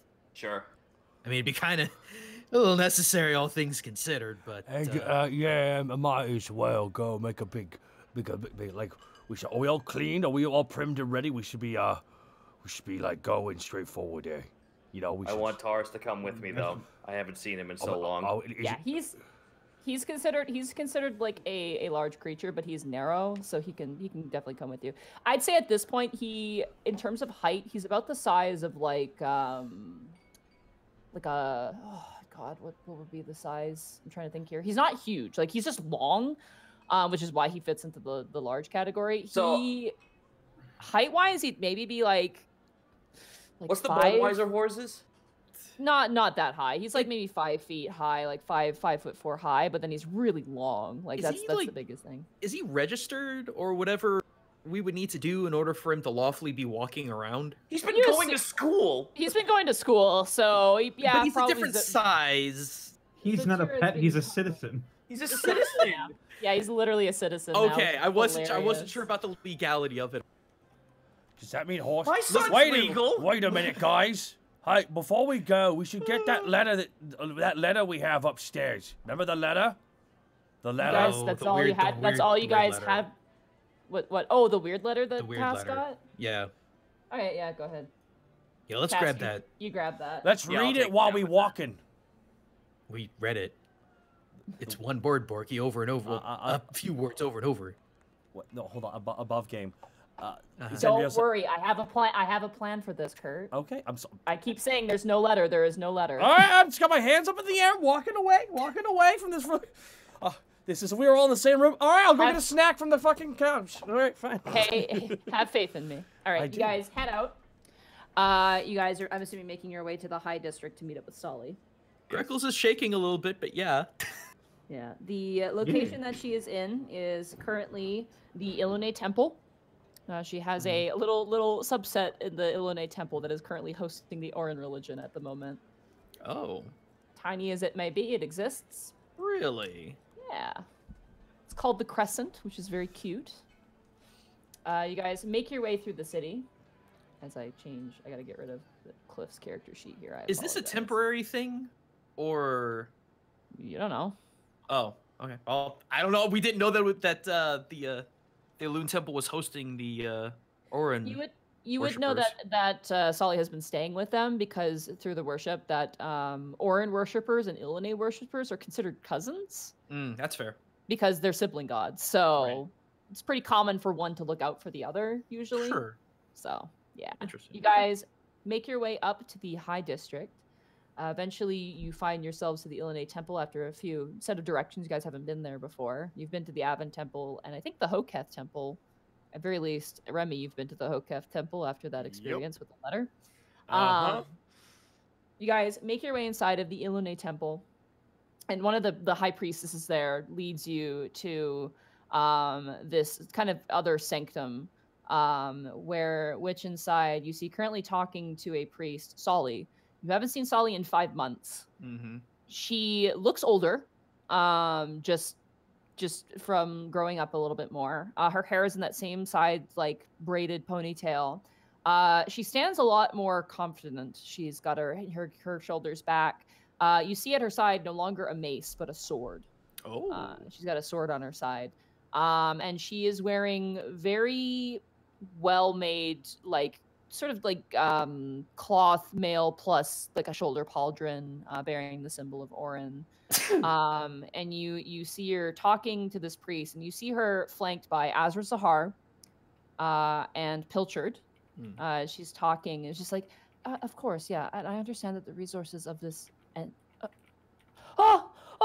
you watch it. She just kind of drops what she's doing, and she immediately charges over to you guys, and immediately just like brings you all in for a big hug. Oh goodness. Hey. How you doing, Sully? I know it's been for. It's been 5 months. Yeah, we have a lot to talk about. Trust us. The Everyone's going to stand to the side and let them do their thing. I didn't have any sort of nightmarish premonitions, so I figured you guys were safe. But Weird. Helena did. Really? Yeah. Now I feel kind of bad. I'm sorry. I didn't. It's okay. It's okay. That's all right. We're alive. I guess maybe Solar didn't know. I don't know. He only shows me what he knows, so maybe it was something outside of him. Well, Anyway, probably an explanation for that in our after-action report. We do walk. you have time for that, Sully? Yeah, it's like Uh, we've got a let me story. just- We went deep into the ground, you see, and Give me 1 second. I'm sorry. Let me fill up. She just runs over to the priest and goes, yes, and then 5 in this position would be great, and then can we put 2 more there? And that should be fine. That should be excellent. And then how many reliquaries holy symbols are we allowed to manufacture? And you hear the one goes, about 10. We have enough silver for about 10. Oh, okay, let's do that then. Thank you. You watch as she walks off. No, guys, come on in. This is the Orin subsect, the Crescent. It's temporary, but it's basically where the Soliandris group resides. And she kind of turns over and smiles, and Pilchard kind of nods, and Azra Zahar just kind of gives like a little bit of a side nod, like, yeah, sure, it works. So It's how? nice. Jerry, how's he? Oh my gosh, Jerry! You watch as she yells and just through a door frame. Hi, guys! Ah! Hey, Remy, there he is. Forky throws his hands up in the air with triumph. Remy, you see about a 4 foot by 3 foot wide flump wearing like a helmet and armor and like has a sword in its hand, like one of its little tentacle hands, kind of load into the room. I assume I've either heard about this thing or seen it when it came in. You heard about it, you saw it behind closed doors when it kind of floated through town like an omniscient ghost. You guys made it! Yeah, you did too. Yeah! Very nice to know that your pilgrimage was a fine success. You should meet our I friend. almost got eaten! You should meet our friend Remy. Hi, Remy! You hear in your mind. There's no escape. There's no escape from me! Pleasure You're here! I'm here! But thank you guys so much for sending Jerry my way. I'm happy to see. That's not the only thing, too. I heard about the Undersun and about what's down there, and Bob, the human priest who takes care of it. Here's the thing about that, Sully. Bob's not really human. He likes to think that he's human, and probably Oh god damn it! You said it in front of Jerry. Borky smacks Greckles on the back of the head. Oh, that Greckles! Oh, he's being a silly goose, even though he's a bird.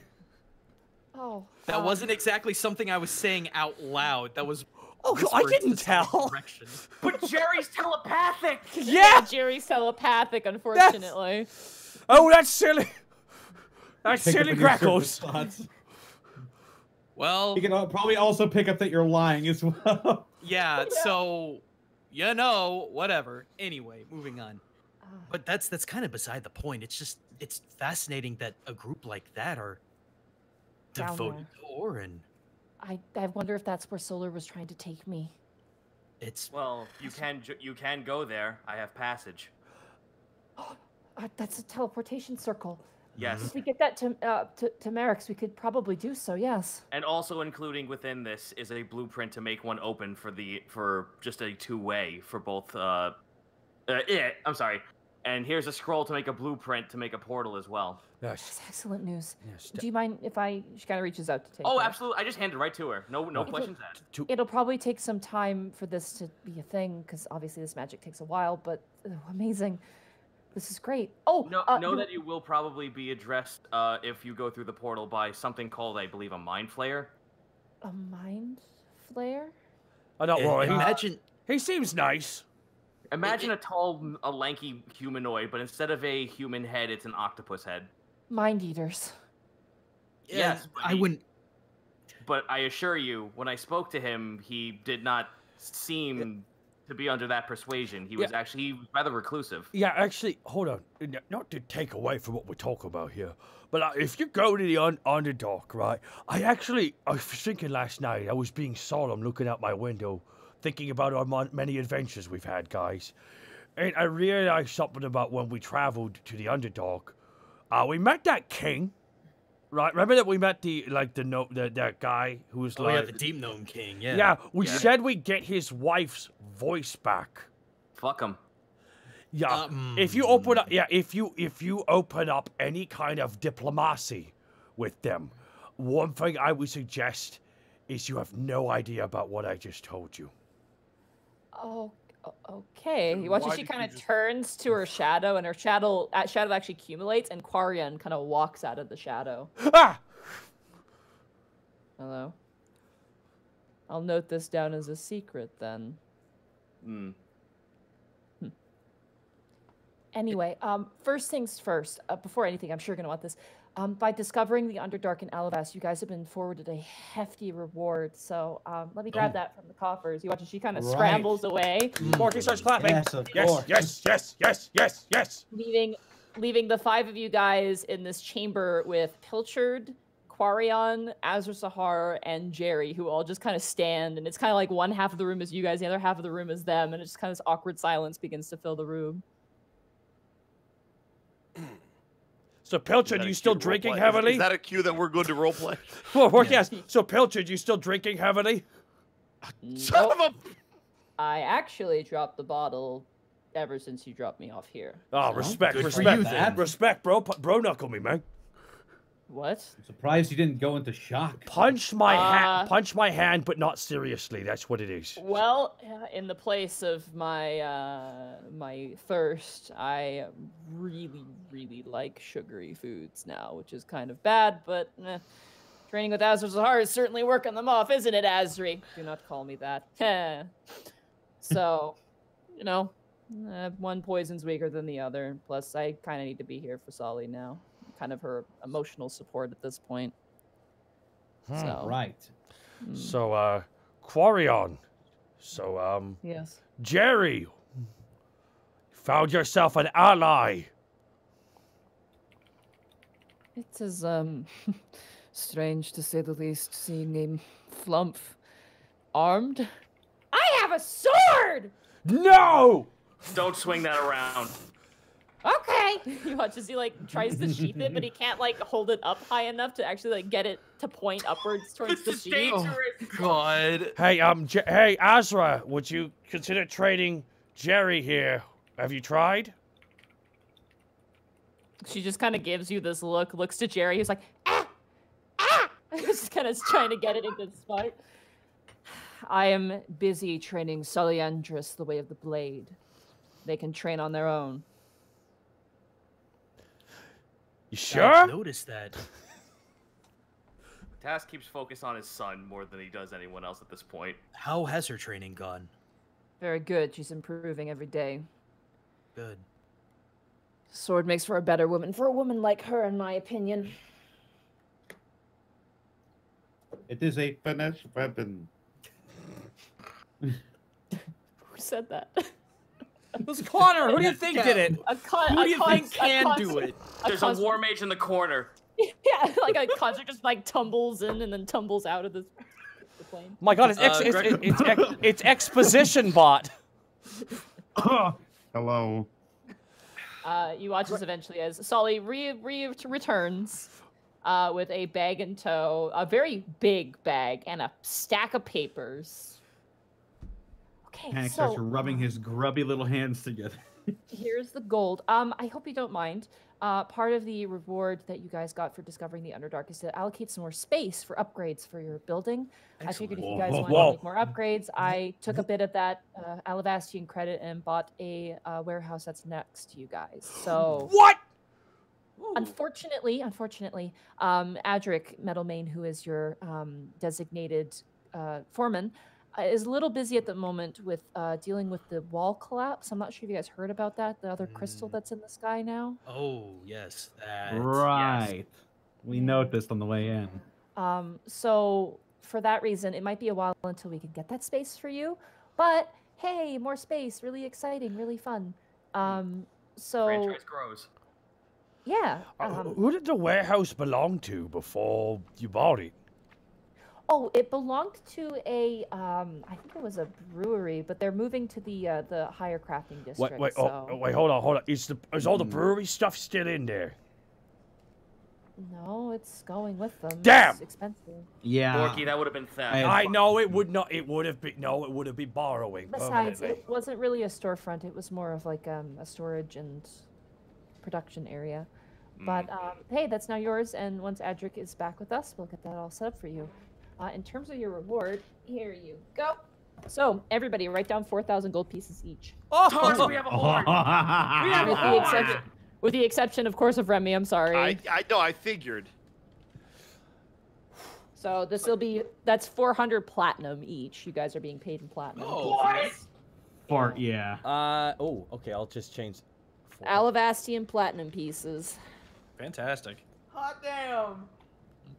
I just realized I still have a bunch of money left over from, the Tricadia. Oh Lord.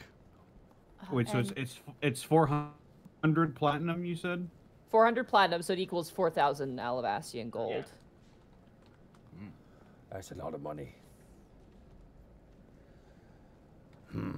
And then, minus the warehouse that you now have more space to build into, Alavastian credits equals to 13,000. Nice. Nice. 13,000. A little less than $1 million, guys. So it should have been adjusted. Hopefully it saved. It didn't save last time. But you should have 13,000. That's renovation. Where's the renovation?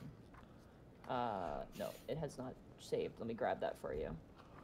Well, do your best, Solly. Do your best. Oh, yeah, that reminds me. I had an idea of something. She kind of looks side to side to her, like her companions, who all kind of give her like the sort of like, yeah, go for it, sort of push. And she goes, I was wondering if you guys wanted to help me on a personal mission. Depends which one. Wasn't the last two that? Well, this is more home-based. Oh, thank God. That sounds great. Yeah.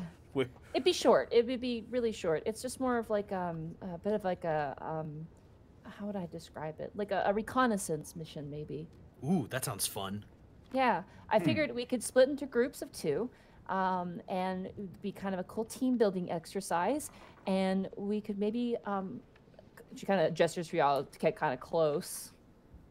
Okay. I want to see if I can. Huddle up. I want to see if I can find any information on these spies. There's apparently Oran spies within the city of Alabast. We're probably not going to find them in one day, but maybe exhausting some of our options would be a really smart idea. I would be more than happy to help with that. Awesome. I mean, whenever you guys want to. There's no rush, but Now you said teams of 2, so like Panic and the Greckles, or me and Task, or Task and Greckles, or what? I was thinking the teams would be. Flip my page here again. Keep a lot of Ah, books damn in here. Oh yeah, of course we do. We have to. We have to keep a ledger for everything. Oh, that sounds terrible. Not if you like to write. So I was thinking the first team would be Greckles and myself. Greckles poofs a little bit. Everybody else, I imagine everybody else just sort of gets the Excalibur face. Every, Remy is glaring right at Greckles. everyone at Borky DreamWorks faces. Oh yeah, it's all coming together. Panic. I know that you've had experience with the underbelly, and I thought you and Quarion having some history there could go and maybe check there. So Panic, Panic and Quarion, if you guys could investigate the underbelly, maybe see if they know anything, and then I gotta see what she's done here for her teams. Oh, here we go. Task. Yes. I'd like you to go with Pilchard. Sounds reasonable. I will allow this. I was thinking the two of you could maybe look and see if you hear any rumors around the docks. I know that that's kind of outside of city limits, so maybe that's where the information's being taken. I know a place, and I've actually been taking a little bit of my off time over by the docks as well. That actually sounds like a fine idea. Excellent. And then Borky. Yeah. I was thinking you and Azra Sahar could go together. Oh. Azra just kind of like does a double take and looks towards Solly, and you watch as Pilchard goes, "Let her do this, let her do this," and Azra's like trying to hold back. Her, Borky, like... cut back to Borky just giving 2 thumbs up and smiling. Yeah, let's do it. Yeah. Taz has the biggest DreamWorks face right now. Anyone who wants to can roll a perception check besides Borky, who's being talked to at the moment. Roll a perception check as Azrahar is like kind of hissing and muttering towards Pilchard, and Pilchard's whispering back. So everyone Hooray. except Borky? That's going to be a 16 for Remy. 16.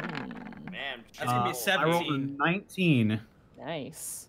All right. Despite it showing on my screen double 2s for some reason. You had to roll over a 16. I'm so sorry, Bosco. That's all right. Panic and Greckles, you hear Azrazar go, "This is ridiculous," and you hear Pilchard go, "This is to build her confidence. Come on." Solly turns to you, Borky, goes, "There's apparently an abandoned tower that's been here since the first building of Alavast. It's in the High Arcane District. I can get you to a ticket for that. Apparently, someone who used to live in there had secret knowledge, so maybe they could give us some information." Okay then. Now, what color is the secret knowledge? Oh God. Azrazar, like Yzma from like the Emperor's New Groove, just grabs her face and Monty, brings it's not down too her late to fingers. maybe put him somewhere else. It's Oh, really not too late. Task is just so happy right now. Oh, Task has the Azra's gonna calmest kill him. face ever. Hey, did you re-roll your new character, Kirk? Because you're about to die. I'm so happy. And Remy, I want to group you with Jerry, and you hear Jerry go, "Yeah!" Monty, why do you hate me? Task looks like Ron Swanson when he smiles. Solly comes over and like kind of brings you aside as Jerry is still trying to put his sword in the scabbard and goes, "Jerry's new to the surface, and I think he needs some good experience and needs to reestablish his presence here. I think that'd be very important. And you're By all your about command. presence and importance, so I think that'd be a great, that'd work out really great." Whatever you desire, Lady Solly, it shall be done. Hear that, Remy? You're You hear that, Zito? This is me not Whole responding time, to you. I'm just imagining the whole time. I'm just imagining Jerry trying to get his sword in the sheet and keeps missing and stabbing like all these things behind him. What? I think my Tacitus smile has elevated from Ron Swanson to Geese Howard. Monty, apologies. I got swept up in the moment. Did Sully actually say where she wanted to go? Nope. Okay. Just want to make sure. This is place. All right, so if you guys are okay with doing this mission today, this is very exciting. All right, she kind of stiffens herself. Panic, Quarion, and she kind of points towards a spot. I move over to the spot and I say, come on. Quarion is already there. She kind of salutes and goes, "You two are responsible for finding information about Orin spies in the underbelly." Can I roll an inside check on her while she's being so stiff? Ab- and weird? Please. Absolutely, absolutely. 8. Son of a bitch. Oh, give me that 20. Oh, no, give me that 21. 24. 24. Double 24. She's acting the way she is expected to act. She's not comfortable with it. You get the sense that she's never, like, she's had a position of power, but she hasn't had authority before. So Okay. she's practicing authority in a way that she also doesn't want to upset you guys. So it's kind of like very serious, but it's like reserved serious. That's adorable. She's trying to mom so hard. Okay. Task, Pilchard. Tass holds his hand up real quick to her. Tass Yes. Immediately this hardened sort of like authoritative kind of disappears. She goes, "Oh, yeah?" Tass puts his arms behind his back, but then holds an arm out to Tarisk. "Oh, hi. Oh, you're so big now." And she just goes over and she's like, "Oh, come back there." And kind of gets pet. Oh. If you think he'll be safe, you can take him with you, but If you feel that is not very prudent to the mission, I believe I should just bring him back then. But if you will allow me to, and if my teammate has no issue with this. Pilcher goes, "Oh, it's a dragon. I mean, I assume he can hold his own." Yeah. I haven't spent time with my son in quite some time. I would like to have this. Yeah, Solly, it's a family bonding exercise. Going into the deep, seedy docks to uncover... All right, I'll be quiet. Sorry. He's just kind of giving him a look. I'm fine with that. Tarisk, you are a honorary member of this team. I scratch Tarisk on the head and I walk over. Okay, you both walk over. Pilchard says, "You are to investigate the docks. See if you can find any rumors of Orin spies. Maybe perhaps people wearing symbols of Orin." Borky and Azra Sahar. Yo. Azra, very refined, arms behind the back, head held high. "You are to investigate an abandoned tower." Here's a map. She hands off a map to the both of you.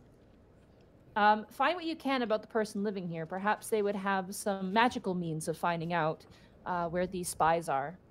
Okay then. Remy and Jerry. Yes, milady. She kind of like puts her knuckle in her mouth and just kind of thinks for a moment. She didn't have a mission, did she? Can I need to insight that when she's... Oh boy, Absolutely. this is great. She's making one up as she goes along. 22. She's making this shit up as she goes along. Milady, if I may make a suggestion. Yes. Simply get to know the common folk and see if we notice anything strange. Yes, absolutely, Yes, Jerry. Get to know the common folk. Yes. Oh, he could meet the Oh. orphans. It shall be done, Lady Solace. Okay, awesome. And Greckles, and she just kind of grabs you like under the arm, and she's like, "Let's go, everyone, bye!" And she just kind of runs off with you. Okay. Good luck, everyone. And as everybody splits off, we're gonna take a break here. Yeah, this is great. This is time. hello. I'm sorry. Where's Jerry? I was wanting to know as a fan of Jerry. I'll be right back. I'm gonna grab myself a snack. Wherever Jerry's not on screen, people should be going, "Where's Jerry?" All right, Where is Jerry? I'm fucking reeling that you threw me under the bus. Oh my yeah, God. that was amazing. I'm so sorry. I genuinely thought you were all pitching that. I genuinely believed that was a secret. Yeah, but when they all said something, you knew that they were. No, all three of those are great. I'm like, okay.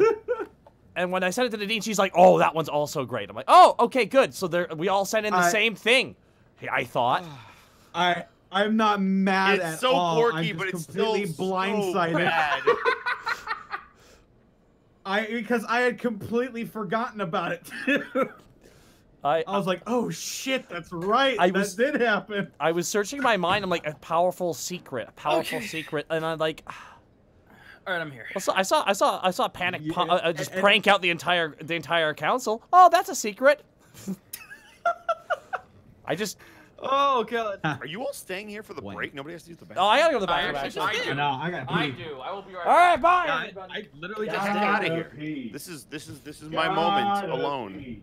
No, I'm here, Bosco. Damn it. All right, well you can stay. Sorry. You're normally my tag partners. That's fine. Okay. Hi, chat. How you doing, chat? Yeah, I'm just as excited as you. This is oh boy, you get your one-on-one time with Saul. Have fun with that. Hi, Jake. How's it going? Also, I'm gonna say this now that everybody's here again. I'm gonna plug my guy's Kickstarter one more time. Go for it. Basically, my buddy is building a. Oh my goodness, Jack Jumbo with 10 tier 1 subs gifted to the community. Thank you so much, dude. Also, Oz, thank you for the tier 1 subscription. 30 months, dude. That's amazing. Damn. Yeah, so I'm gonna drop that in there. That Kickstarter is basically my buddy is building a D&D soundboard, so it creates never looping ambiance and music, so you can change what time of day it is, whether or not it's raining, all that kind of good stuff, whether you're in a tavern, outdoors, all that good stuff. So really cool. if that sounds like something you might like, you should check that out. Help him get there. That would be awesome. He's getting closer. I saw some of you already pitched in. I really appreciate that. Kickstarter only lets you keep your money if you get to your goal, and I think now he's close to like 2,000 away. So yeah. So thank you for everybody who chipped in. 200 bits from Burnout Von Bosco. Jerry X Remy is now the fandom's new OTP of the fandom. How do you feel about your new D&D tag team partner?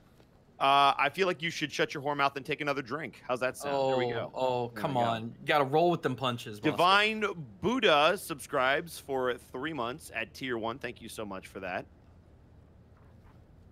Oh god, Cryptic Saiyajin. Good joke. I like a joke. I'm just I'll like a joke, but I'm gonna skip over it. Oh, you're so mean. I am mean. Shadows of Pain with the 500 bits. It is. Second time since Stillhavity Eclipse. You guys are awesome. Keep up the amazing work. Well, thank you and so thank you much. guys. I see all of you. Jeez, Luke a lot with the 5,000 bits. Azra and Borky are the buddy cop duo I never knew I needed. Oh, I can't wait for that. 1, 2, 3, 4, 500 bits from Icy Briz, Remy and Jerry's help service. Oh dear. I want to see him fight. Not gonna lie, I really want to see. I mean, I don't want to see him fight because that means we fucked up royally. So No, like if you guys get jumped or something, you know. boy, I hope not. Well, we are spy checking, so. We are spy checking, sort of. Clown Captain, thank you for the tier 1 sub. That's 7 months. Remy and Jerry's couple name should be Rem and Jerry's Ice Cream. I hate you already. I don't think I've ever seen your name before, and I already hate you. Clown Captain, I love you. Keep it up. Keep it up, please. Keep it up. I don't like your joke. Oh, I like a Jumbo with a- joke. Hey Jack, guys. Jack Jumbo with a tier 1 subscription. That's 12 months. He says, hey, I made it to the party. Hope you don't mind. I brought some friends. Vince Moke Sanji with 100 bits. Borky and Azra equal Kronk and Yzma 2. Electric Boogaloo. Yes. Oh no, by all accounts, it doesn't make any sense. 105 bits from Zane saying, let the insanity begin. And 100 bits from Everly. By the way, Bosco, I love your work as Alistair in Has Been Hotel. It's a joy whenever I see that crazy bastard on screen. Why, thank you, my dear. Oh, I still need to appreciate see that. From Luke a lot with 5. You already thanked Luke a lot for the 5,000 bits. I got him. Yes, all. you I want to comment on Luke a lot's 5,000 bit. Azra and Borky are the buddy cop duo I never knew I needed. Yeah, we're gonna have to do good cop, bad cop, because I'd be a terrible police officer, and you're probably good at it. True. Pyro Pyro with the 1,500 bits. Oh, sorry, I'm stepping on your toes. No, Go no, no, for no. it, You sir. keep going. You Do fucking your no. Fuck shtick. it. Fuck it. It is nice to put my feet up for 5 seconds. So go for it. So, what are the chances that the Unexpectables open a hotel they'd name the Has Not Hotel? I mean, it's in the works. It might higher. be in the works. It's definitely higher because I know Bosco would hate it. Yeah. So- I would. We actually haven't opened it in proper, have we? Also, to No. answer your question, Bridge, I didn't work with Stamper or Mick. However, Mick is in my D&D group, so I see him every Sunday, and he's a cool dude. Mick and Stamper supremely are talented. both supremely talented and hilarious dudes, and I wish I could see They them more are. I often. love Mick so much. I love Mick. I haven't seen. I haven't Shiny spoken with to Mick in 100 a bits. while. Corion X Sally is true OTP. Actually- I can't Ooh, read OTP oh, real- without real- thinking Crocvar and register. I know, name on. right? I know, right? You think my tractor's sexy? awful. True here on tidbit. Originally, Stamper was the original voice of Barrett for FF7 Machina Bridge. No shit. Like he, I believe it. he was the Yeah, first. I He was the. I loved his Barrett so much from that one shirt by Oni. Right? I fell yeah. in love with his. Go on, baby. And I love that. And he actually recorded the first episode, but unfortunately we couldn't get him back for redos, and it's just one of those, like, Stamp's too busy. Stamper is a he's a very busy dude, so we're one of those situations. But actually, I want to really quickly talk about something. Something came out today that I'm very, very, very, very happy about. Dragon Ball Shorts came out on Stream 4-Star, on Team 4-Star today. That is so good. Thank you. This was, I mean, this is Scott's baby. Scott's been working on it. He'd been hammering away at this thing, but like, you know, hammering the anvil, and it all came out like beautifully. It's the first of a good long series of amazing things. I mean, I know for a fact that Zito here did storyboarding for it as well. Oh, he may still be in bathroom. He's still in the bathroom, but he did storyboarding for it as well, which is really freaking fantastic. Yeah, there are more. What his storyboards look like? Yeah, pretty close. There's a 101 belt, and that one not me. That was not on me. That was just the wonderful animator for putting that in there. I love that, dude. I want to say this as a fan, as a time fan. Seeing that short brought me back all the way to college when I first stumbled on that series. Oh, thank like you. it got me on that level of giddy again. I'm so excited to see where that goes. It's going to be interesting because I've seen some of the scripts, and I think there's some really fun ideas. I'm biased because I like mine. Oh, you always got to do that. That's every writer. But sorry, I am back. Is everybody else back? No, we're still waiting on Zito. Kramu with 500 bits. Question for Monty: can every man give birth or only spread their seed? Because I was going to suggest that if they were a surrogate isn't parent, that how you do it, though? or offer to help that there's some way for those that can't have kids that they could help their race that way too. If they can womb, that's the question, Bosco. No, he cannot. Okay. Oh, fair enough. Hurricane Andrew, thank you so much for the sub, and thank you so much for saying those kind words. Druggernaut, thank you so much for the 1,000 bits as well. Pairing the happiest guy around with the most unstable sour warhead together. Absolutely nothing will go wrong. I love you all. Thank you so much. Wait, who are they calling the sour warhead? Oh, well, Azra.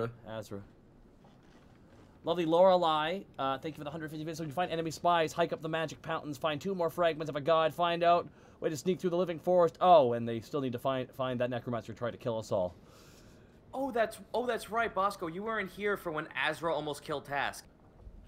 What are you talking about? She beat the shit out of him in an alleyway. You talking about the duel? Yeah. I was there for that. That wasn't a duel. That was like a backstage that was brawl a curb in wrestling. Stomp. Oh god, I remember. Well, all right. That was let's roll these Streets of dice. Rage in D&D form. Look, man, I soloed a dragon, so I feel you. You soloed one verbally. Vin Smoke with 100 bits. Gilded Dragons. I went 3 rounds. Oh my goodness! Gilded Dragons bits weren't red. Oh, we missed someone's drop earlier. Gilded Dragons. Jack Jumbo, by the way, we missed Jack Jumbo dropping 10 subs earlier. That was very kind of Jack Jumbo. Oh no, I got that one. Oh, Zito's getting Wait, he did just drop 10,000 bits. I will get to that as well here in a moment. Zero Vashing with 1,000 bits. Did you read off Zero Vashing? Go for it. I just wanted to leave these here and say, I say love you all and what you do for us, and that you all must watch out, as there is a demon amongst scheming on how to best entertain himself through your suffering. Task? That's very mean to call me out on that. Oh, wait a minute, hold on, wait a minute. That reminds me of a video. Deluna, thank you so much for the 300 bits. Burnout Vaughn, thank you for the 200 bits. Shadow Fame, thank you for the 500 bits. Second time since this still have any Eclipse. Thank you very much. Oh my god. Sorry, guys. Zane, thank you for the bits. Crypt Cyanogen, love you, Lorelei. Thank you so much for the bits as well. Shadowy 6 with 1,000 bits. Hey, Monty, how would you do a giant butterfly that spreads despair and sadness just by being near and does psionic damage? I'm asking for a friend. Shifty eyes. While you're thinking of that, Jack Jumbo with not 1, not 2, but 10,000 souls bits. Before we get back to it, I want to drop some bits. Taka, share these with your friends. All right, you get some. Good, Connor, get over here. All right, geez. Zito. Finally, I can eat. Yeah. Zito, go long. Yeah. Okay, here I go. Yeah, I got him. All right, and Dean, here you go. Just put it in your hands. There you go. And Bosco, we're fresh out. Sorry, man. Oh, I see how this is. Thanks. Oh, Goomba, you're here. Hey, Kurt. Yeah, I've been here. Hey, Kurt. Yeah. Kiss my ass. No, don't say that. I love you. I've been muted this whole time. No wonder it was. Yeah. Oh, Oh, Jack Jumbo, thank you so much, though. Defective 300 Zito, I just posted a picture of Task Geese Howard facing. Gino Costa, thank you for the sub. Last To be kerfuffle fair, with a... Monty, even if you unmuted, there's no guarantee we would have responded anyway, so you're okay. Yeah. Last kerfuffle with 1,000 bits. I got a test back today with a 91 out of 100, and now Unexpectables makes this pretty darn great day. You were all great. Thank you so much for the 1,000 bits. And also, a big thank you to somebody who dropped bits earlier that we did not give a chance to shout out. Blackfoot Ferret with the traditional, the wonderful, the kind, the glorious, over 9,000 bits. Yeah, it never gets old. It doesn't. It really doesn't. It doesn't. It's a top tier ferret. It is. Top tier. Whenever I have to think about what Blackfoot Ferret looks like, it reminds me of that little video of that ferret dancing and then kissing the Pikachu and then continuing its dance. I always love how everyone thinks that like this person's injuring the ferret. I'm like, no, they love that you shit. know ferrets? They're fucking slinkies. Yeah, they love that. They really shit. are though. Zach O'Doul, thank you for the 2,400 bits. Hate to break it to tension, but my chair. Love what you guys all do. Did you break your chair? Gilded Dragon with the 500 bits. Thank you so much. Well, hey Zito, thanks for the task. He's been a huge inspiration for in and out of character for my own kobold. It's very kind of you to say. Though he is a bard, the folk tales of the Unexpectables has been great drive for this adventures. Thank you so much. War Shadows with 1,000 bits. Monty, if you ever use a transmogrifier feature in Roll20, you can transfer sheets from game to game. I know. I've done that before. I didn't think to do that. I forgot to do that. Trugger.20 with 1,000 bits. I have escaped my asylum to watch the best damn D&D group in the world. Oh yeah, and 30-month resub from tier 3 from the one, the only Probate. I'm glad my sub came up during this meeting of the minds. That is Borky and Cliff. Thank you so much, guys. Grab my monster manual. I'll be right back. I'm just gonna grab it. And while you're doing it, I can read the monster manual, guys. I can read a couple more people. A Happy Nobody, Calendius, Cage 42, just another clone. Maverick the Warlock, registered. Anon, Bud the Spud 3226, Trick the Rat, Blackhound, Tarek is dead, Forax 1, The Honest Guardsman. Thank you all for the subs, guys. Seriously, you guys are being incredibly kind. And thank you again to Jack Jumbo for the 10 subs and the 10,000 bits. Yo, that's jumbo-sized. That's jumbo-sized, baby. And all right, Flump. Monty, are you ready? Yeah, I just need to grab Jerry's sheet real fast. Okay, so well, you no, Monty, he asked, don't be nervous. You ready? I see you hiding. I see you in there. I'm not. There we go. There we go. There we go. I'm just imagining Jerry and Remy walking the street. You just cut to them, and he's just saying hello to every person. I really wanted to give Greco some advice before he opened his beak, but we're gonna see what happens. I see how it goes. See how it goes. All right, so because there's 5 of you in 5 separate groups, I'm gonna roll a dice. Oh, to cool. see who we're gonna start with. Okay. Can I just volunteer to go last? Jerry. Borky and Azra. Oh, okay. All right. Here we go. Yep, Here we go. that's what I wanted. Strong. So Now I get Borky, to watch Azra suffer. As you make your way out of the High District towards this tower, you see Azra Sahar holding the map and kind of flipping it around, and she's kind of dead quiet as you guys are walking through the city. So, do you have the map the right side up? Or, could be. Why don't you check? She hands you the map. Borky spins it around a couple times. How do I?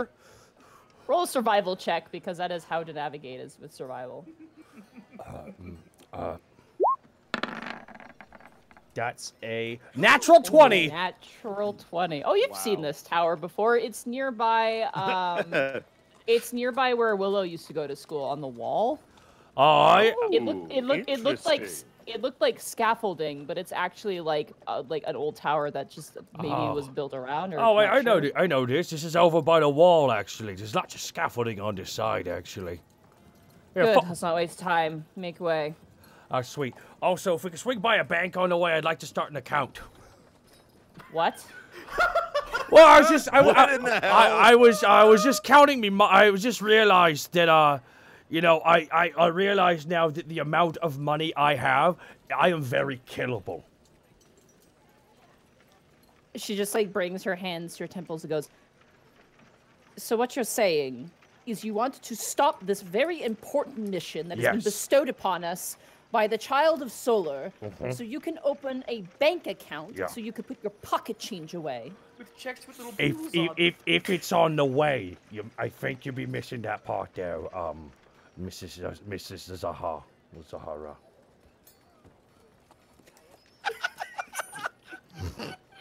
It is Azra Sahar. Right, right. Task That, is so elated.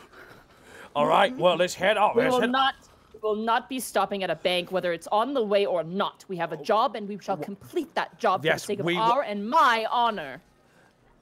Okay, we're gonna go right here on the map that I pointed out here, and we'll stop at the bank on the way back. And Porky takes off with the map and starts walking forward. As she like grips her palms together, she walks. She goes, "Hi, Miss Ragu," and she kind of keeps moving. Whoa. All right. Next group.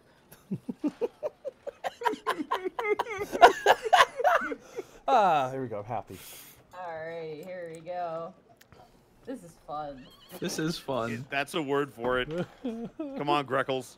No, Jerry. It is, yeah, Remy and Jerry. You're Damn it! Yes! Yeah! No, Yeah. I killed Jerry. I cut his head off. No, He doesn't have a head. He's a giant Love head. him. He's a fart bubble incarnate. How could you? I kick him into the abyss like I did those fucking Quick, clowns. pull up that Ready. video with the music. Remy, Yes. as you move through the town with Jerry, people immediately start fleeing into their houses. Great. So there's nobody on the street because I assume people are just jumping into alleyways and getting out of the way. Yep. Great. There is no subtle. I'm just gonna walk. I'm just gonna Let's walk see down if the I can- street like I'm doing a job. Oh no, that's not what I wanted. Sure, that works. There it is. All right. So as Jerry's like hello, and the people just immediately just grab their children and run inside and close the houses. It's not working. I even put my sword away. And you see that Jerry has taped or like adhered his sword to the scabbard, didn't actually put it inside of it. Can I assist him and put it into the? Can I sheath his sword? Sure, roll a strength check. Oh God, to rip Gotta tape? put the tape. Yeah. Oh Yeah. God, I need to not embarrass It's a myself. it's a low save, so don't worry. I about hope it is. 'Cause that's a 13. Yeah, it's easy enough. You have to beat a 5. You just rip it off and you shink it, it goes in. Whoa! Sully was right! You're an expert! Monty, I hope you have tea. I do. I'm good to go. happy. Remy is going to half smile and then continue to walk. Okay. As you walk with, like, it's literally you with the flump and an empty street. Like, it's almost like a wave as you go by. Like, stalls are being, like, abandoned and people are, like, hiding under barrels and shit as you walk through. Great. This is my life now. Alrighty. Oh, I have to roll a d6 now because we have 3 left. That is gonna be Task. Wow, we're kind of going weirdly backwards. Task, you and Pilchard. Get rid of this music now. Are we walking down the street? Yeah, you guys are at this Okay. point. You just hit the docks, and you're making your way through. I'm just trying to find. While we were walking down the street. Here's a little song I wrote. Might want to sing it note for note. Don't worry. be happy. Be He's happy. just humming this to himself. Sitting on the dock. You hear of from the sewers. bay. Pilchard kind of turns around and goes, "It's got you in a good mood."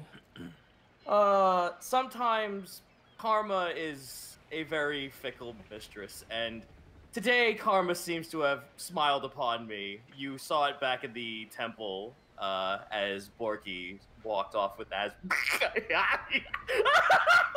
Sorry. Sorry. I was gonna actually ask you something. Are you two like you and Azra? Like, Oh, I wish he was dead. I was gonna ask if you were related, but that's an interesting conclusion to that.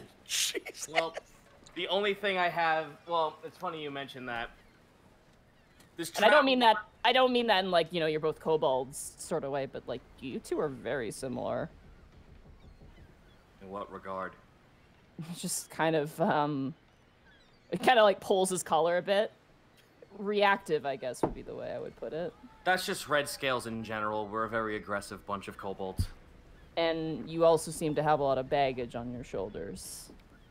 Well, she thinks that, well, taking orders from a clan leader who is stealing the young of others and then holding that grudge against that someone who's the only survivor left of that clan, that'll do something to you. Hmm. So Yeah, I yes, guess there is a bit of baggage. I have no ill will towards her. That was until she left me for dead out in the middle of the street. Oh, ooh. He kind of like looks just like he asked a question looking for a simple answer, did not get it, and now he's just like abort, abort, abort. No, it's quite all right. I understand that this is a lot to unpack. Let's just say we're not on friendly terms. Though, funny enough, you did mention relationship. I did receive this. I pull out the magic card with the grandmother on it. Is this a fortune teller card? Yes, apparently this appeared to me just before Azra came into town. I guess there was some kind of correlation that was supposed to be met, but since she has the personality of a wet carrot, I really don't want to speak to her. I hope you two can make amends. I think you two actually... Yeah, I sincerely doubt it. Well, I mean...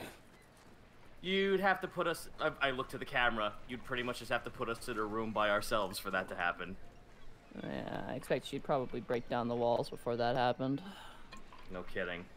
So, what's this, what are we on? So, besides the fact that we're on the lookout here, do you have any leads? Well, there's a few taverns here that we could take a look at. Any that you know that you think would be worth looking at? Seedier the better, probably. I do know of this one bar. There were a couple of blue kobolds that I made allies with, or at least befriended in some way. Oh, well, that sounds like a lead to me. All right, Lead the let's way. be on our way then. All right, you guys proceed forward. Do you remember the name of that tavern? I don't have it written down. Sadly, no. I think it was called. Salty Spittoon. It was called the something Anchor. I think it was called the something Anchor. Shahala might message me while we're streaming and let me know because She's screaming at you right now as we Yeah, speak. God damn probably. it! Ready, let's grab a D4. Wow. Okay, 2. That's gonna be Panic and Quarion. Huh. The sewers still suck. Ugh. Fucking hate. I always get saddled with sewer duty. Yeah, you get used to the smell after a while. Quarion kind of runs his hand against the wall. It's shit. I don't want to. It's poopy everywhere. That's kind of what it's Say poopy. It's poopy. Every time we take a step, it's one step closer to cholera. Ah, poopy. Ah, dirty. And yet something about that is oddly comforting. I don't know. What, the poop? No, the society in the underbelly. Oh. Aren't you, like, friends with Averyman or something? Or maybe I'm wrong about that. Something along the lines of that. Oh, good. Hopefully you can deal with Tiengo then. Yeah.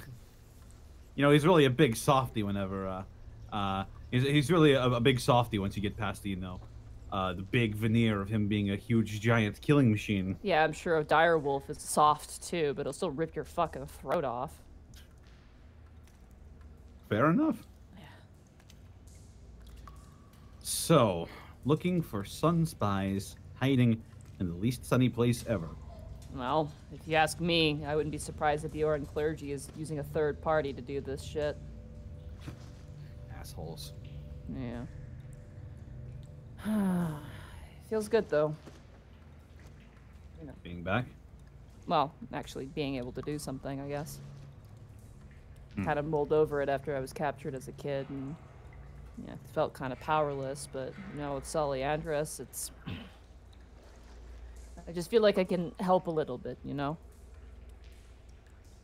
Yeah. It's a good feeling. I think my mom would be proud of me. So. Is she? She passed, but by natural means. I'm sorry. It's okay. She's She was nice, and it was peaceful for her. It wasn't what it could have been. Wasn't what Sully saved us from, so, you know. Mhm. For that, I think I owe her. What about you? So, well, I recently traveled to the Underdark to find my mother, as a matter of fact. He kind of looks at you and goes, "Do you mean any Driders?" They're like half spider, half lady, right? Yeah. I think. Not sure. They seemed more spider than lady, but There are two factions of Drow in the Underdark. There's the ones that worship the spider cult, and then there's what I guess my mother would be considered as. I think we met the spider cultists. Yeah. They usually kill you on spot, you know, rip you apart, stretch out your skin to turn into painting canvases. Ugh. Yeah.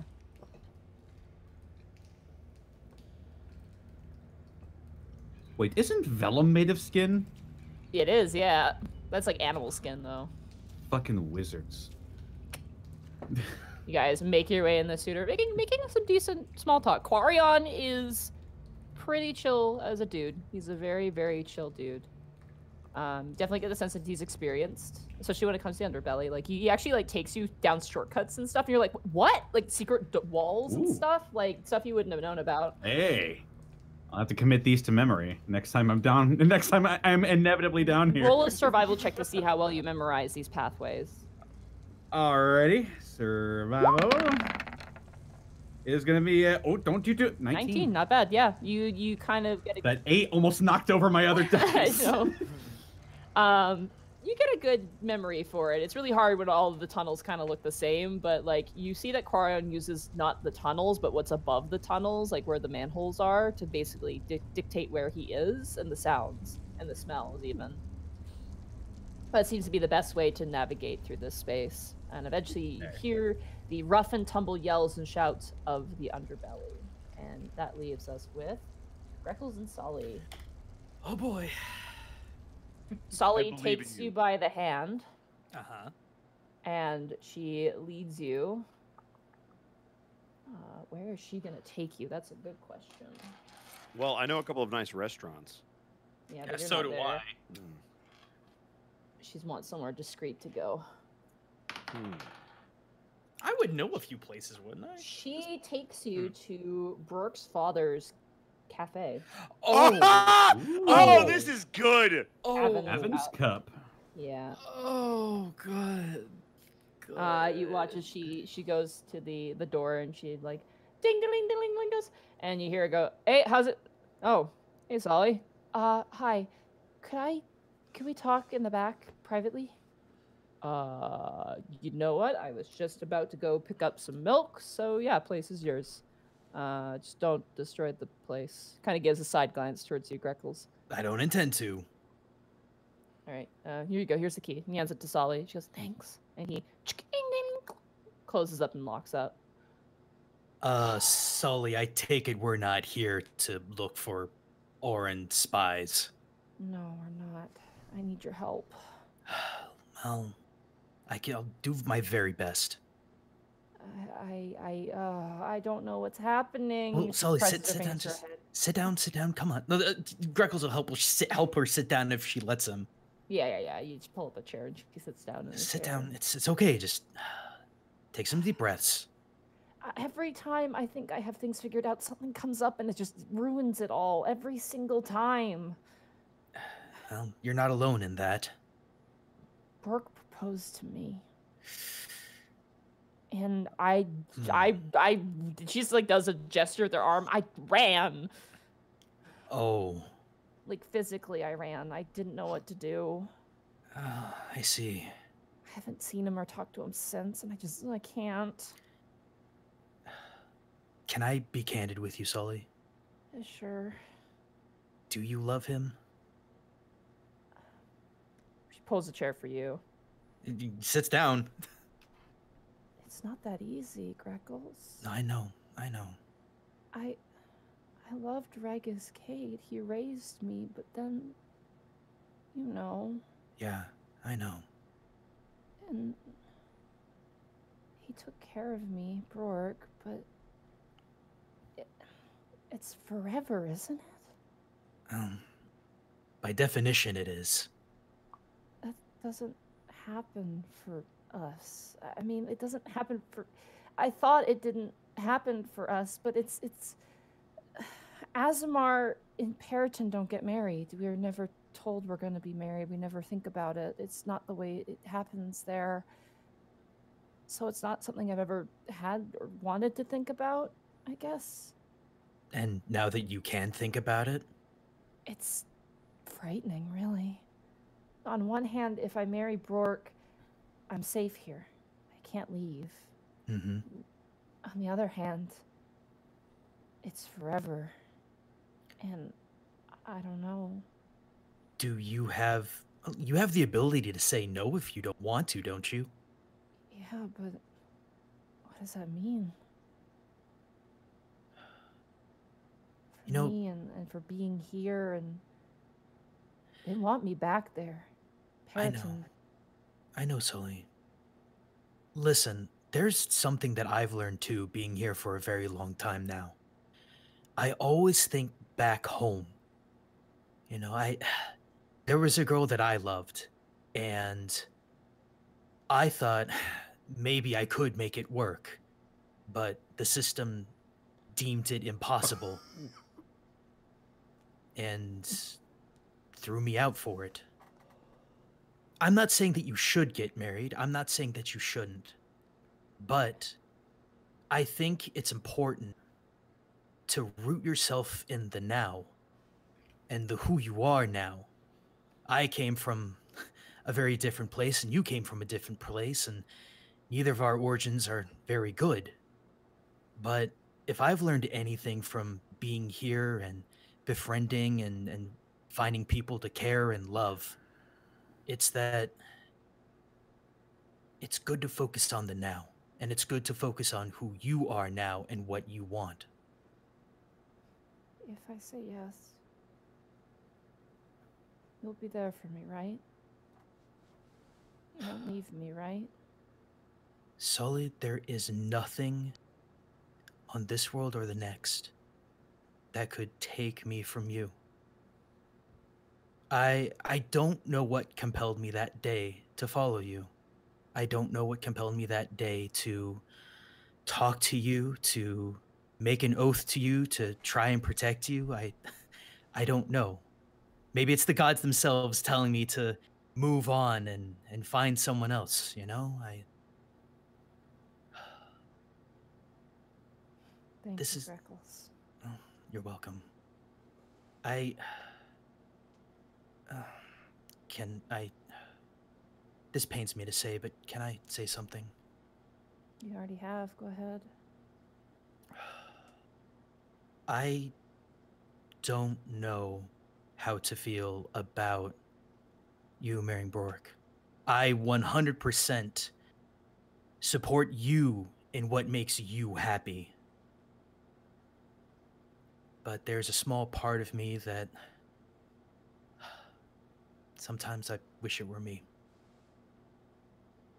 She kind of looks up towards you. I'm sorry. I probably said too much. No, no, no, you're okay. You're okay.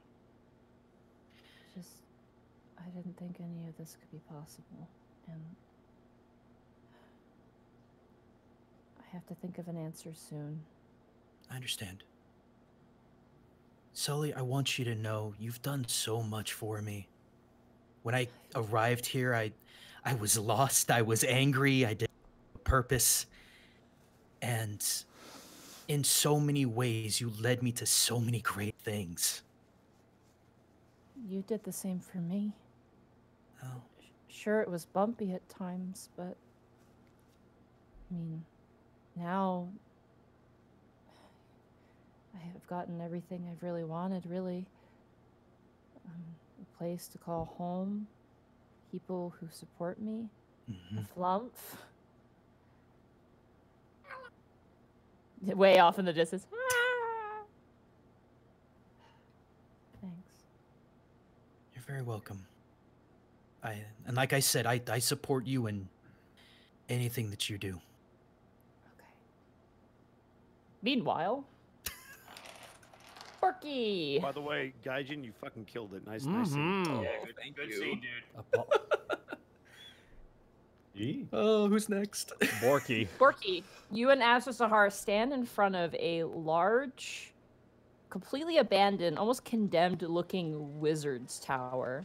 Okay, so now how tall would you say it is roughly? I'd say it would be like 3 to 4 like levels, like individual levels high. Okay. And are there any windows? And is there a door? This building is boarded up to shit. There's also a lock on it. Like there's like a giant padlock on the front of it. And there's a signage that's kind of pasted on and says, "Do not enter by order of the oh god, I forgot my own god's name. Hold on." It's okay. It's okay. Borky can't read. He rips that sign off. Ah, okay. Yeah. This can't stop me because I can't read. Exactly. If I can't read, I'm not breaking the law. I'm just ignorant of it. Porky. Nerazbin. Oh my god, my brain. Nerazbin. God bless you. But you said that it's all boarded up, but how many windows would you say are on this place? And are there specific to each level? There are actually no windows at all. It's just the front door and the roof. The roof looks like it has windows, but it's like those weird sort of like pop-out window designs. Yep. Well, it seems to be. Borky describes the lock. It appears to be a metal mechanism to lock it in place, and we can open it with the right tools. Borky. You watch as Azra Zahar just kind of like rubs her head and goes, "You could not pour water out of a boot if the instructions were on the heel." Well, that's not true. I could read the instructions and I could pour the water out that way. Wait, I can't read. That's true. You were accurate. All right, here we go. Borky just starts chopping down the front door.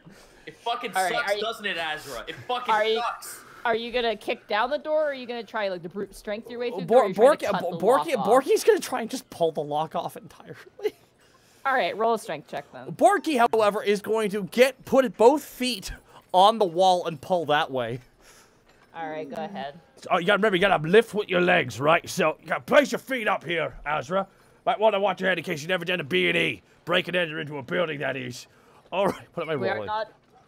Roll a strength check. She's just shaking her head, and she's like, "We're not breaking. We have permission." Yeah, that's what it's called. 15. You pull on it. You break up into the chain, but you don't open the door. It is solid as hell. Well, that's not good. Borky shoves Runfault in the chain and starts spinning Runfault until it tightens. Okay, you do so. Yeah. Roll another strength check for me. Yeah. Come on, Borky, you can do this. Yeah. 21. 21. Yeah, you pop off the chain that's in front of the door. The solid oaken door. Oh. And the chains clash to the side. Oh, there we go. Now, Borky knocks on the door. It's a condemned building, you absolute moron. Well, don't say that. Maybe you could change its ways. Oh, God. I would just like to point out for those of you viewing at home, this is basically Monty venting herself to Kurt, but through characters. If you've ever wanted to see Monty strangle Kurt, it's going to happen when Azra strangles Borky. Fuck me. Oh, my God. I was just waiting for Azra to just open it up. I was just waiting for Azra to... Out of my way. Okay. What is it with red kobolds and being angry all the time? My God. What is that supposed to mean? You're angry. God. Oh, God. Oh. You got to dig a little deeper. Okay, I apologize. What is it with the 2 red kobolds I have met being angry all the time? I am nothing like... Shut up! And she just takes her sword and just slashes through the front door. The door opens up, and immediately you're hit with the scent of old books, mildew, probably some asbestos in there, just to mix it in there. Let me see if I can find some. What is this? Covertic fair? Nah, that's not what I want.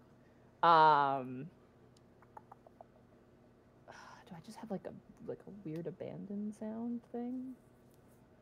I'm so sorry. I should have been. No, it is perfectly okay. There we go. That works. Perfect. Spooky. As the door opens, you smell mildew, rot,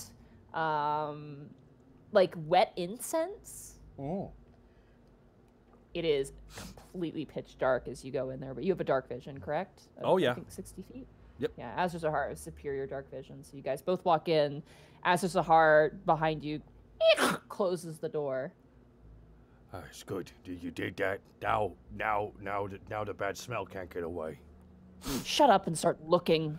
Oh my, okay. Let's start looking then, Borky. Borky starts looking around. All right, roll an investigation check. Oh, good. Actually, gotta grab. Oh my God! This is driving me up the wall. That's 2 nat 20s on both sides. Okay, 16. 16. Oh, why am I? Oh, that's because I was looking at documents.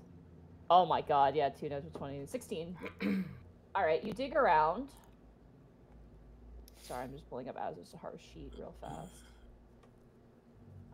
You dig around. You find like some old candles. And as you look at the old candles, they have bite marks in them. How big are the bites? Like human-sized.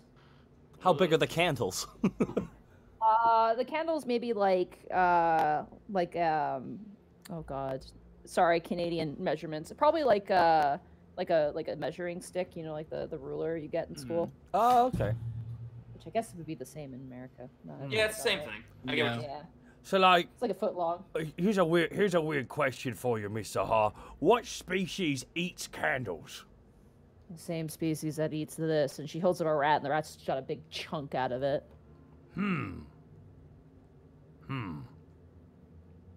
That's a clue.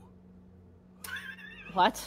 Whoever ate this candle ate the rat. Are you serious? Not as serious as the man or woman who ate this candle and that rat. There's nothing else here. It's all junk. Let's move to the second floor. Okay, look out for any more weird bite marks because the person might have been very hungry. Does this hurt, Azra? Does this hurt?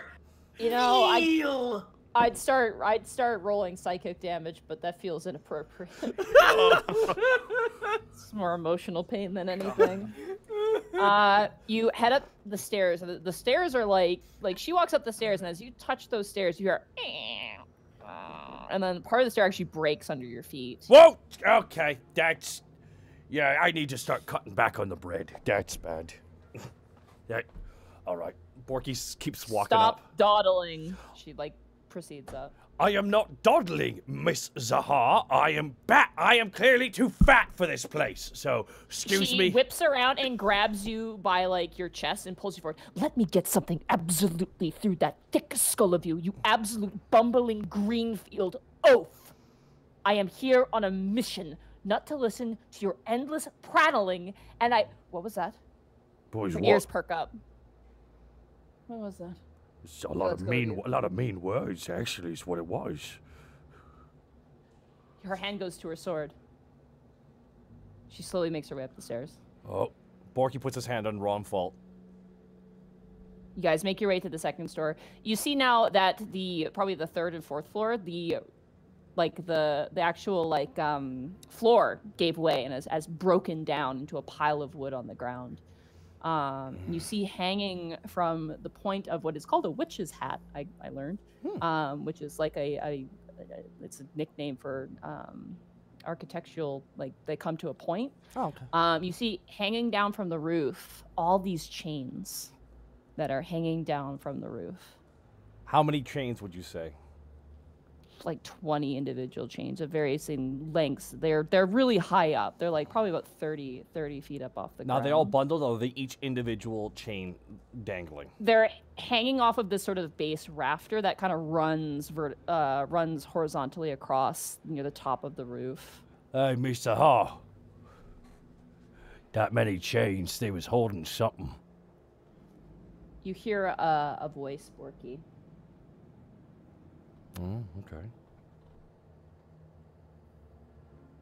An ear for a beer, an eye for a rye will make you wish to die. You see Azra Sahar immediately stiffen. You heard that too? Ear for a beer, an eye for a rye will make you want to die. I don't want to die. I cannot lie. You watch as Azra kind of whips around and she's touching her ears where her ears used to be, and her eyes are like completely like almost like slits right now, and she is shaking. You heard that too? Yes. You begin to hear the chains up above begin to rattle, and you watch as Azrahar keels over onto her arms and legs, almost like a person getting violently ill. And you watch as her lips pull back and her teeth begin to show. Don't you remember the chains? And you hear the shaking up above. The chains, Azra Sahar, the chains! And you hear as the chains begin to rattle. And you watch now a very similar scene you've seen before. As Tass succumbed to his feral instinct, you watch as Azra Sahar's eyes turn into those sharp, lizard-like slits. She snarls, a sort of refined posture digging in as the chains rattle above you. I need you to roll a perception check for me. Okay, I was about to ask, can I do something as well? Okay. Roll a perception check to see who's rattling these chains. Natural 20! Natural 20. As you look up into the shadows, you see currently perched this sort of gaunt form. You see a creature with long, formidable hands and claws, serrated teeth, not which seem too dissimilar to what had bitten into that candle. And you see locked in their skull is a singular eyeball that is leering down and smiling at the moment as it shakes the chains above you two. As you are standing there and notice this, Azra turns her head and goes, "Run!" And you watch as she goes completely feral. I need to know initiative, and we're going to jump from there. So we're going to cut it there. Roll initiative. And we'll get back to that scene in a bit. I already know what I want to do, but okay. Oh, my lord! The tension! Thank God. Azra Sahar rolled really poorly. Even with her +2. That's not gonna be great. So roll your initiative there for me, Kurt. So I have the initiative order. Oh yeah. Of course. Sorry. So roll twice with advantage. So 21. 21. 21. Okay, so that's gonna be. We have that thing, and then we have Azra. Alrighty, that brings us to Remy and Jerry, a tonal shift. All right, so we're walking as the you streets. guys We're just are walking, walking the through. streets. We're gonna get this town used to him, so we're just gonna walk the streets. People are just hiding into buildings. Yep. I don't know what I'm doing wrong! They've never seen anything like you. We're getting them used to you at the very least. Ow! It's not making me feel really good. Oh.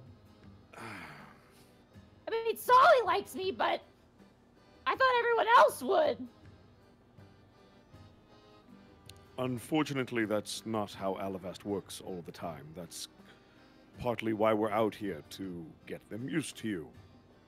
People fear that which they do not understand, normally. But if they keep running from me, how will they ever understand me? Hopefully, in time, they will grow curious instead of fearful once they see that you are not a threat to them. You watch as the shift of color, because Jerry has emitted different colors over the course of your walking with him. You watch as his color shifts to a very, very sad blue color.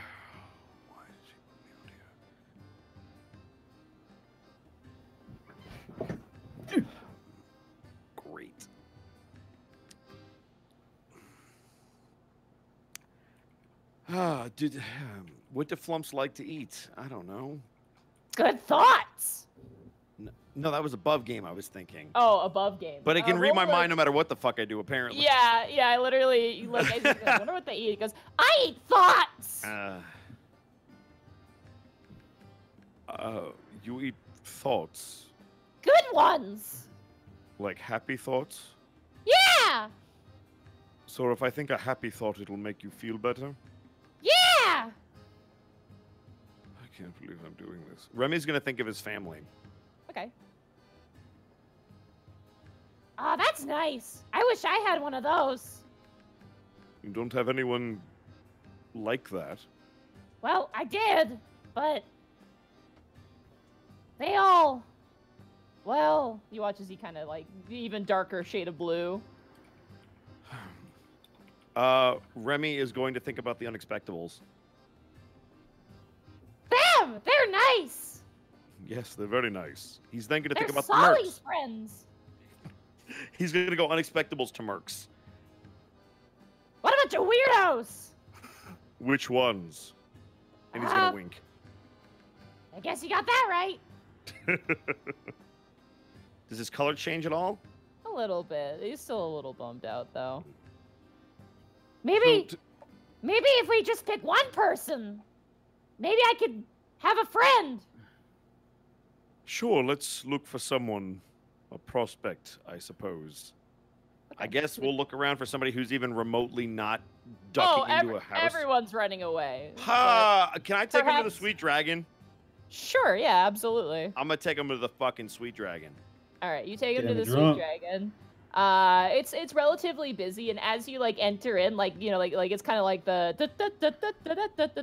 it immediately stops as you enter in with Jerry.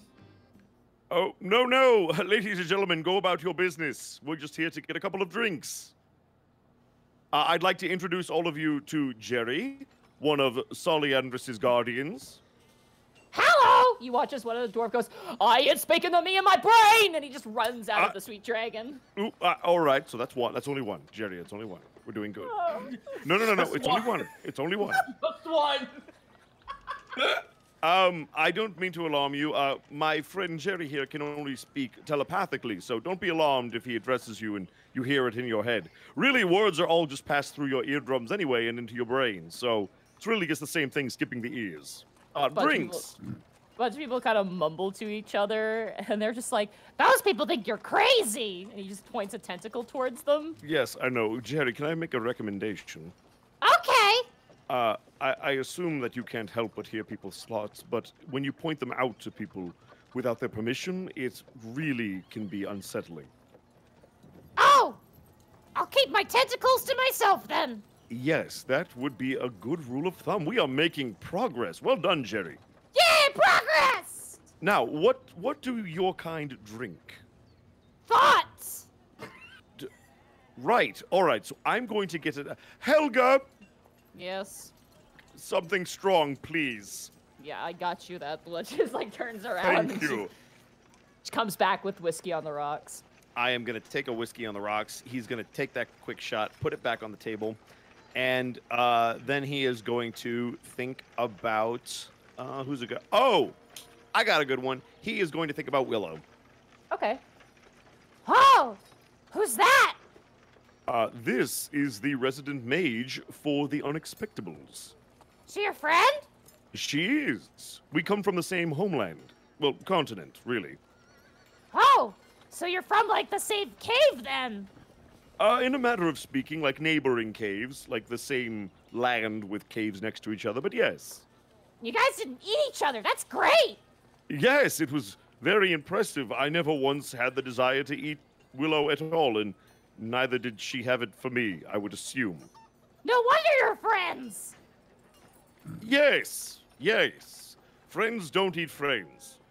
Exactly! Or run from them in horror! Yes, like I am not running from you in horror.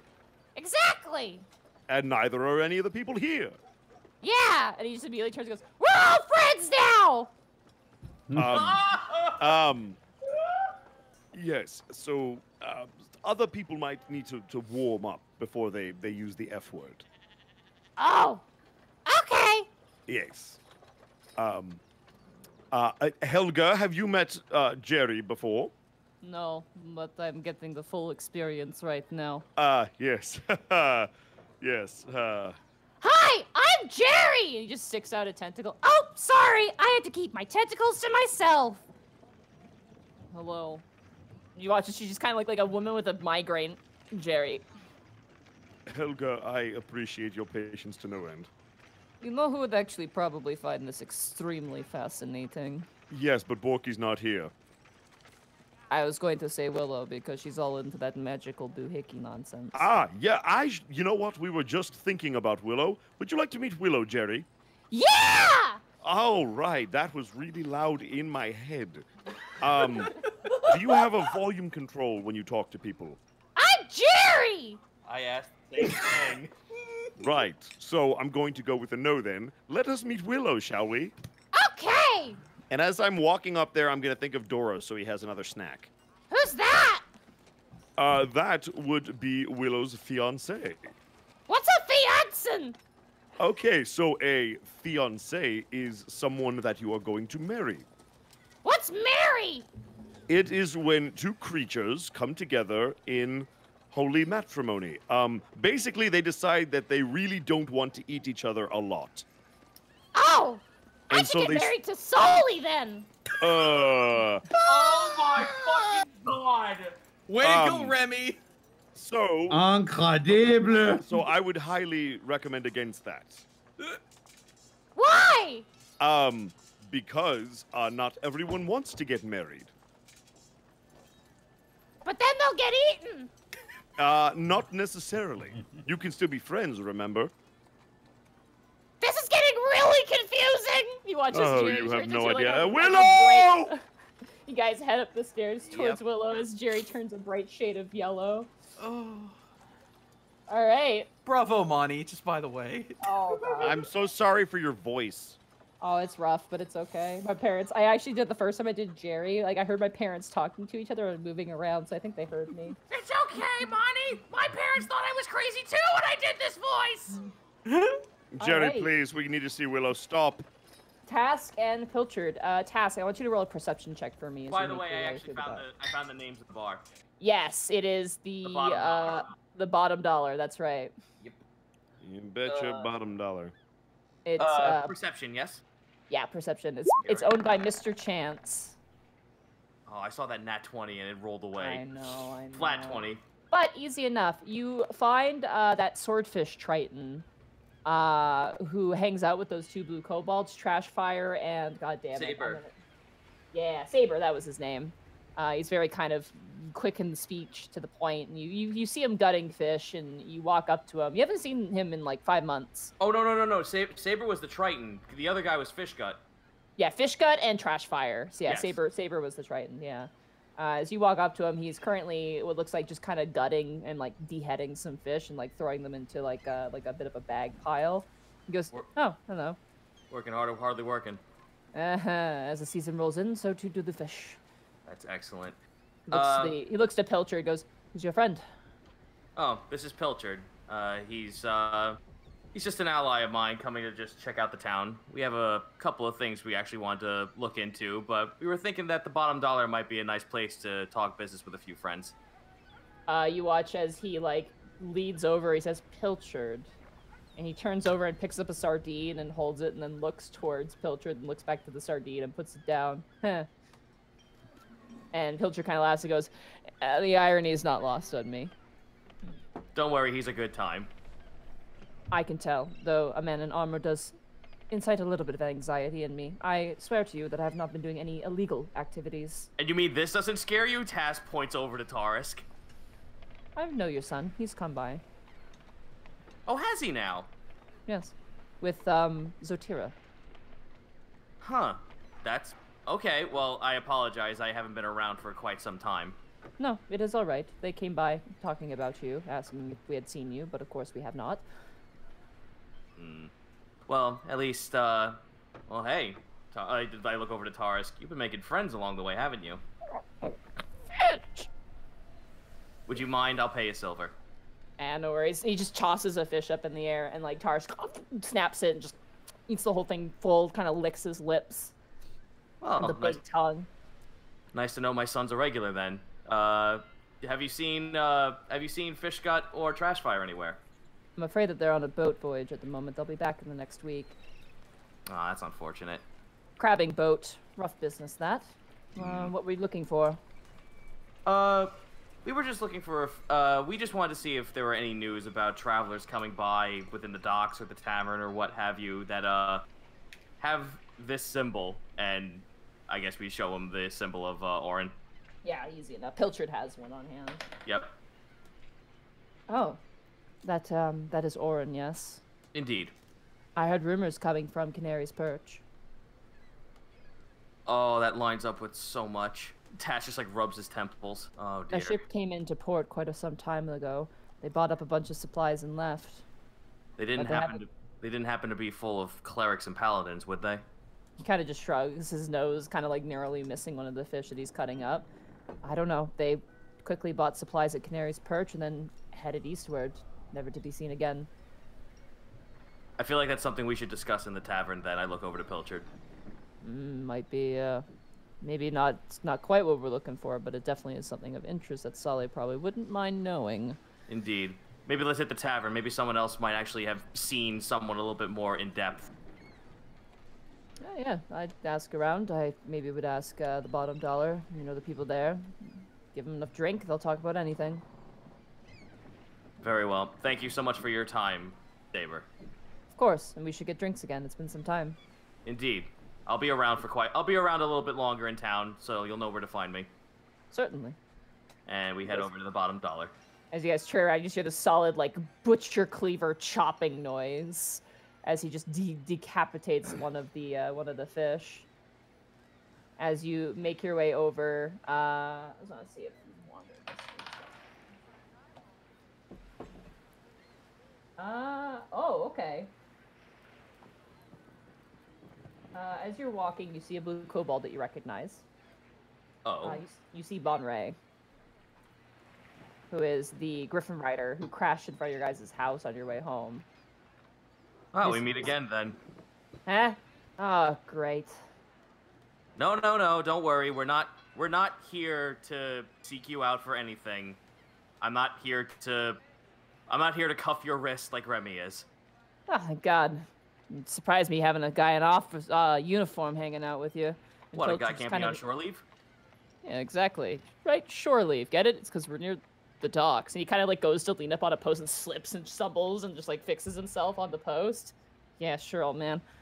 What do you do, kicking the fish around here, huh? We just wanted to come by and actually look up some information, see if anyone has heard any news about something very interesting that I just heard recently. Well, fun. Would you like a drink? If you're paying, I won't refuse it. Taz flips a golden between his fingers. Hey, don't flaunt your money. You're making me jealous. Let's go. Come on. All right, you take Bonray and Pilchard to a tavern. You take it to the bottom dollar. You guys sit down at the sort of like the counter space. Pilchard orders a Shirley Temple. Of course he does. Good man, good man. Bonray starts ordering shots immediately of really nice liquor, taking advantage of your hospitality. Unfortunately, that's fine. My son will have a milk. Oh yeah, totally. It's like he drinks it like the tongue goes in and out of the glass. It doesn't drink normally. Excellent. I wouldn't have it any other way. I heard that my son's been getting around quite often here. Huh? What, the dragon's your kid? Yes. Jesus Christ! Whatever happened to your wife? Tash just like bites the bottom of his lip. Yeah. Anyway, Bonray, we've been looking. We're actually looking for a few folks. We heard that there was the ship that came into port and headed out to Canary's Perch. They might have been trafficking a few folks that have a few of these symbols, and I pat Pilchard's armor. Yeah, the sun idiots. Yeah, I remember them. Well, most of my boss dealt with them, but yeah. Yeah, we dealt with them too. And I assure you, if I ever see them again, they will be dealt with further. Heh, sure. Yeah, no, they paid well, you know, but they were a bunch of uptight assholes, if you ask me. So you gotta get us this shit here by on time. You gotta give us money for this shit on this time. And my boss was willing to accommodate, you know, because he's a demon. He's got that sort of brain to him. But me, fuck that. I just had to load so much shit up. Oh, at least the fun part was some of the stuff they brought in was pretty useful. Do you know where this stuff is? Off ship somewhere else now. The boss was in charge of that shit. We just moved the junk. Do you happen to know what any of it was, though? And also, I can't imagine that they would be welcoming to actually just to do barter with anyone who's not a human or an elf. Well, the boss had a way with being people. Got into their mind, huh? What? Nah, no. He got into the skin, you know? She kind of does like this motion of like wearing a cloak or something. Hmm. Come on, kid. Pick up what I'm putting down. No, it's fair. I get you. I take a swig of my drink. Yeah. No, money was real good. The deals were even better. See, this guy had a lot of power, you know? There's one thing to have a shitload of money. It's another thing to have a lot of power. Yeah. Do you happen to know if... Oh, I'm sorry. Nah, yeah, go ahead. You interrupted me, buddy. Do you happen to know if this ship would come into port anytime soon? Again? They're probably hightailing out of there. They got their asses beat, from what I heard. Tass smiles at her. Just like, yeah, we know. Yeah. I guess that's the last we heard until we got evicted out of your basement. By the way, thanks for the free real estate. Appreciated. Just slams down another shot and kind of pushes the shot glass away. Tash just shrugs. What I didn't know didn't kill me. Probably killed some other people. Poor schmucks. As long as it wasn't me or my allies, I have no regrets. Yeah. Now I have to be some goody two-shoes guard working for the Griffin Cavalry Riders. Ooh, look at me. I'm Remus Corpo. I got a fucking stick up my ass. Wave me around like a puppet, boys. Fucking He's going not straight's not that. Going He's straight's not that hard. there. Tash just smiles at her. You know, doing solid work's not that hard. I had a very hard time getting acclimated to this place. Funny enough, I used to be a lot like you. I used to be hot-headed and really, really, really just wanted nothing more than to get what I wanted accomplished. Who the fuck you calling hot-headed, huh? Hey, fuck you. Fuck you. Fuck you. Fuck you. I give her the kobold salute. She kind of like bares her teeth and takes another shot. Another one for her, please. Yeah, do it. I'm taking. Give me the whole bottle. How much is the bottle? 10 gold pieces. Yeah, we'll take the whole bottle. Not even looking at you. I give her the 10. Thank you. Yeah, no. I will say this. At least I can talk back to my old boss. This new one's a bit of a. But whatever. He's a friend of mine. Remy's a friend of mine. So. I'm so sorry for you. No, trust me. I would rather have him than one other part of my company who has a little bit of marbles loose in his head. Fair enough. But hey, you work with what you got. They're allies through and through. It's good to have a friend, even if they are as tightwad as you believe they are. Yeah, I guess me and Clyde are pretty close. Big galoot. He wouldn't know how to drink water from a trough if I didn't teach him. And hey, maybe if you actually do a little bit more straight work, we can actually work together in a job too. I'll slap your ass on the back of a griffin, sure. Kobolds were not Tass meant to- goes wide-eyed. Oh, I just realized I remember how much that's terrifying, so I think you would enjoy that. Kobolds were meant to be on the backs of griffins, but I like to break the fucking rules. I can respect that. About your son fucks, she kind of looks towards Pilchard, and Pilchard's just kind of like eating the cherry from his Shirley Temple, just like, God damn it. He kind of turns over and looks. About your son schmucks. The ones that left the coastline are long gone from now. Trust me, if they were here, I'd know it.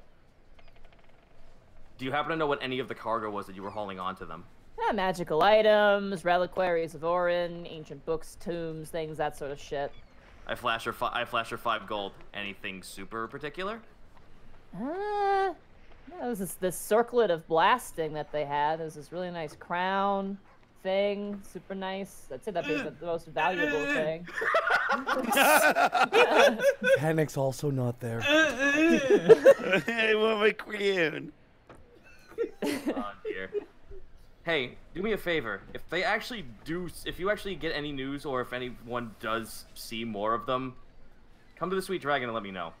What would you give me for it? You watch as she kicks up her feet and like leans back to look at you. I just allowed you into my private bar.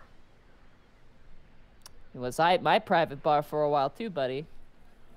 Yeah, but I legally have the paperwork that says I have authority over you. Tass smiles at her. One drink will be free. One drink? What am I, a We charity? have the good... Tass, like, whispers into her ear. We have the good shit. What am I, a charity? Fine. No, you don't have to be. I can pay you off afterwards. Fine. I'll take money. I like money. Money talks. Prove to me that the favor can be won, and there will be lots of money coming your way. Will you stop teasing the fucking carrot over my nose, for fuck's sake? I can't. It's too much fun. Tash just smiles at her. Shut the fuck up. I will get you the information. You pay me fucking money, and we're good. And you don't tell the fucking chicken about it. You got it? Tash just gives her another 5 for another drink. No, of course not. Excellent. All right. Task. Ha ha! She's a whore. Panic, you make your way into the underbelly. Are they... The raucous sounds of the fight pit echo across the solid stone wood. You hear cheers and roars as a person's arm flings into the crowd, and a hand goes out, I got it!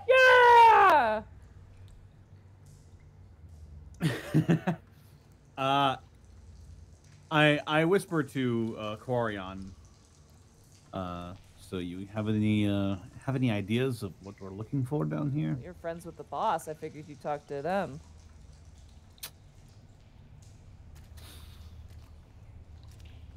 But well, I don't want to go in there empty-handed. Let's see. Do you know any of the heavier hitters down here? Tango. Not like important people besides Tiango.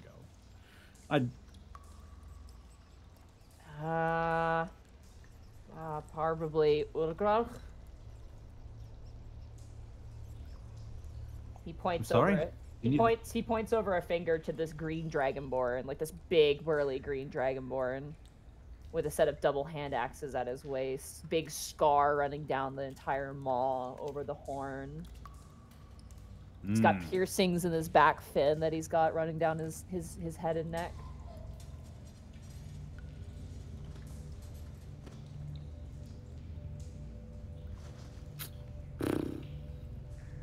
You're not gonna start a fight, are you? No. I don't think so. Pretty sure this won't start a fight. I'm gonna look for more of the shifty people. Everyone here is shifty. That's good work, Connor. Shifty people. Roll up. The especially shifty people. I that roll to look find like, the people I need to find. that look like they know something. Man, oh boy, okay. Connor, I thought you were good at this. Roll a perception check with disadvantage here. Great. You deserve it. Here I go. 6. Six. You've not a fucking clue. Everyone looks like they've either killed someone or are hiding a secret. Everyone comically looks left and then looks right, and then they're holding like their hands close to their chest. Connor just walked into the Thieves Guild and was like, I'm looking for some thieves. Hank sort of... I'm sorry, I shouldn't laugh that hard. Jesus. It's just really funny to me. What is with us this session? I don't fucking know what's wrong with us. Panic sort of bites his tongue and is like, I'll do it on the way out. And he goes over to where he usually finds Tiango guarding every man's door. Before that though, he looks over to Quarion. Are you gonna like do the thing where you like hide in my shadow or something? No, they know about that. Where do you think I got the item from? Oh, it's an item. I thought no.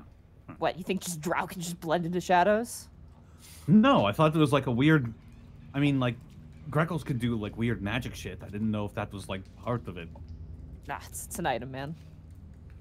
Huh. What's it called? I hate you so much right now. I'm curious. How much? Monty, this is revenge. Monty, Stop. Monty, how much So is she the gets for making fun of me. Monty? How much is the fat pigeon? I'm just curious. Oh, what the Looking hell? for scary guys to the scary place. Did you get the scary place? The scary place. The scary place. You watch as Quarian reaches over to his side and unsheaths a blade that is basically just pure shadow. It is a really beautiful ornate hilt. And the blade itself is just it looks almost like solidified black obsidian, but it's advanced darkness. It's even darker than that, and you can see almost like little aura spits kind of coming off of it. This is a shadow dance dagger. Oh. Apparently, it's a magical item that came from Noct. Might want to keep that information from Solly. Right. Okay. So, are you going in with me or what? Yeah. I mean, Alright. look, I don't like Averyman or Tiengo, but they don't want me dead, so I think we should be fine. Don't say anything to piss him off. Pretty easy, I think. Yep. I think I can do that. I do have contingencies. He's gonna for... roll an insight on you real fast. Okay. Do you got that? Are you feeling confident or no? Yeah, I'm feeling somewhat confident. I mean, I realize Tiengo is a threat, but like I think I could get away from You him. can hear if it in his voice. The Monty, chips he's are, lying. if the chips were really down. He's lying. You didn't bring wine. Roll a persuasion check. All right, here I go. 23. 23. Okay, yeah, he's convinced. All right, game face on. Let's go. I sweep back my hair and I walk in with an air of confidence. All right, you do so. You enter That's in. sexy. You go down, and eventually you make your way to the hallway. You knock on the door, and you are greeted by Averyman. Well, well, well. The door opens. Isn't this a surprise? Panic, darling. You're looking great, as always. Averyman, you're looking the same as always. That's funny. You're funny. Oh, Quarian. Quarian just kind of gives a nod. Come back to work for me again. I do not think so. I apologize. No worries. So, to what do I owe the pleasure? Well, it's business, I'm afraid, Averyman, this time again. It always is business, Panic. You really should just come down for a visit. I'll consider it in the future. Come sit down. You watch as she pulls back a curtain, and you see sitting kind of like half, like one leg kind of crooked up on the couch, wearing a set of glasses, is Tiengo, currently reading through a book. Is it a romance novel? Oh, fuck yeah, it is. Do you want to see what the title is of it? Sure. Roll a perception check. Perception. That's gonna be a 17. 17. It is called The Azamar of Passion and Devil of Devotion. Is he licking his finger when he turns the pages? I don't. Yeah. I want to imagine him with a pipe from L'Oreal. He is literally reading that book like a 50-year-old man would read a newspaper at an A&W. I'd like to imagine. And it sort of looks like he ate something sour. Just like trying to hold in a laugh. I like to imagine that he's only flipping the last page over and over again just to look smart. No, he's reading it. I wonder if there's pictures in this one. As you guys enter inside, you see his eyes just for a second flick up to you and then flick back down to the book, just very quickly. The good read, Tiengo? Shut up. He flips a page. Okay. Okay. Okay. Wine? You watch as Averyman sits down. Why not? Why not? She pours out a bottle of wine. So, business. What does this business entail? Now, I know you've held people that don't exactly want to be found down here in the past. Apparently, my mother being one of them. Oh, you found her. I sure have. Thank you for the information leading up to that as well. Well, I never met her, if you're wondering. People come through here, and sometimes I don't even know who they are. Well, I'm hoping that you might know who we're looking for, as you probably don't want them hiding in your midst. Her eyes kind of narrow as she sips the wine, kind of looking at you. And who would that be? We have reason to believe that some agents from Periton might be lurking around in Alavast. Agents of Periton. Specifically, Tiengo, as you say Periton, Tiengo snaps the book shut. I'd like you to Insight. roll insight on that, yeah. Yeah, here I go. Wah! That's a 13. Can't get a read on him. Okay, damn it. As he finished his reading on that book, as he takes off his glasses and folds them, and it disappears underneath his armor, because he's wearing his armor. Kind of sits upright and then grabs the bottle of wine and just takes the whole bottle and just starts drinking out of it. Agents of Periton. What makes you think I might have agents of Periton scrambling around down here? Well, as I said, as you said, you don't know everyone that lurks around down here. But let's just say that I'm a bit worried. People like you and me and Tiengo and a couple of the other people down here that are not too keen in the eyes of the Orin clergy. If there was Probably- a person who's of the Orin clergy down here, they would be ripped to shreds before I probably even would know about it. And how are you so sure about this? Because not a soul here likes them.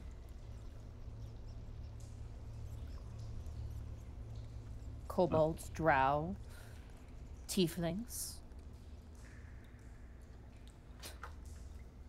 Of course. But it is I an assume interesting this- thought. I assume that means you haven't heard anything from the above ground either. I'm sure you have a number of informants. Oh, yes, I do. I have a number of informants all over the place. Well, except for the High District, of course. Unless Quarion, and Quarion just like, shakes his head.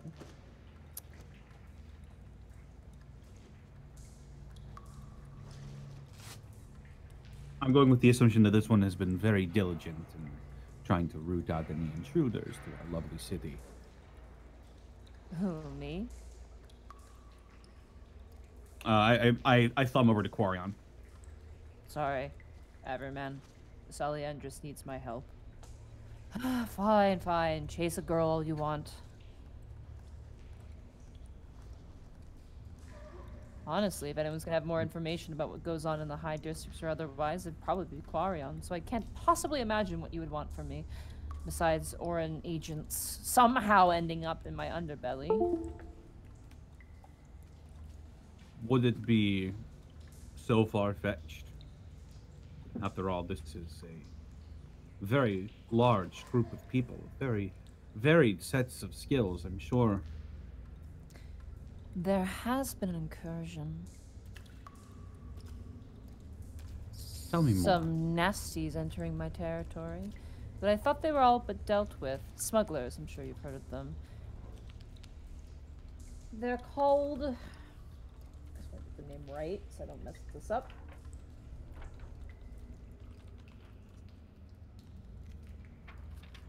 They're called Yugoloths.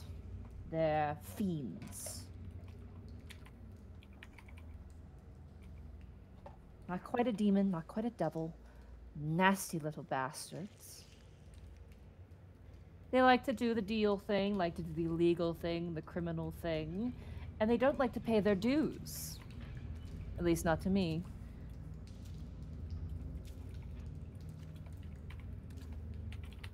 Really? Mm-hmm. And do you think they may be down here? Maybe. They have a means of getting around. Tell you what, Panic. She kind of leans towards you. Kind of just your hair has been pulled back, but she kind of takes her pinky and pulls one strand so it falls in front of your face. You keep me in the loop, and I'll keep you in the loop. How's that? I think we can come to an arrangement such as that. Good. Any information, be sure to send it my way.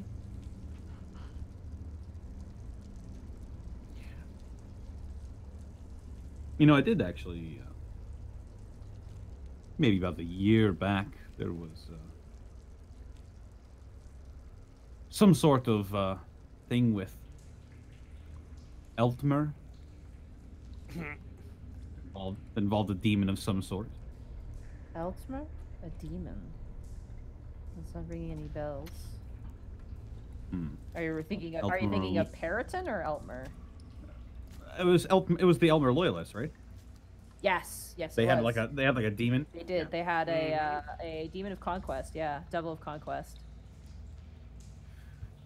Had some sort of demon or devil working with them. I don't know if that's at all related to this Yugoloths, as you put them, but I will certainly keep an ear out. Good. Wow, I do have business to get back to. It was very nice seeing you again. Sorry I couldn't give you a clear answer, but, you know. That's all right. It was lovely seeing you again as well, Erin. Yes. Clarion. He just kind of gives a nod to him. He's like,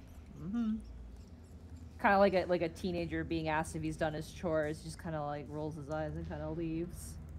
You guys make your way out. Before that.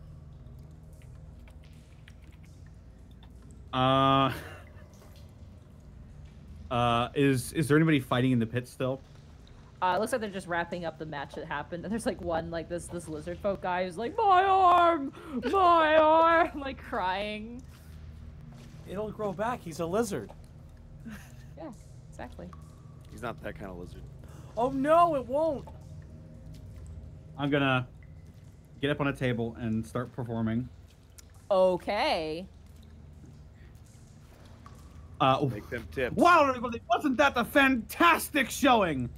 A round of applause for both of the contestants. Everyone kind of looks at each other and like awkwardly starts clapping. Like, who the fuck's this guy? What are you doing? Quarion says as he leans up towards you, looking nervous. I'm going to start an enthralling performance. Okay, so you have to roll a performance check for that, correct? I don't have to, but it's flavor. Sure, go ahead. Roll a performance check. Yeehaw! Here I go. 25. 25. Pretty good. I rolled a 1, so that's going to be 70. It is really easy to play on this guitar, like better than playing on your previous one, actually. A lot of it seems pretty effortless for the most part, as you play this guitar. It's like an extension of myself. More or less, yeah. Catharsis is fucking awesome. And I'm going to choose a number of humanoids within 60 feet of me who watched and listened to my performance up to my charisma modifier, so 5. Okay. They all need to make a wisdom saving throw. Okay, I'm gonna use commoner stats. Just all right. Time. I'm going to specifically target that one dragonborn that Quarion told me about. Okay, he's got different stats. All right, if Tiengo is there, him. Okay, yeah, Tiengo probably would have followed you guys out. All right. And just 3 other guys that I think look like they might be a bit more, a bit higher than the common rabble. Jesus Christ, these rolls. So I rolled 3 natural ones, a natural 20, a 15, and a 12. So everybody who rolled under a 17 Everybody who rolled under a 17 is charmed So by me. everybody but Tiengo is charmed by you. Damn it!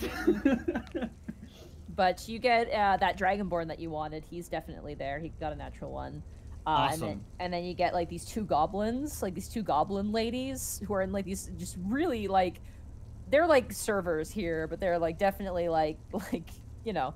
What does that mean?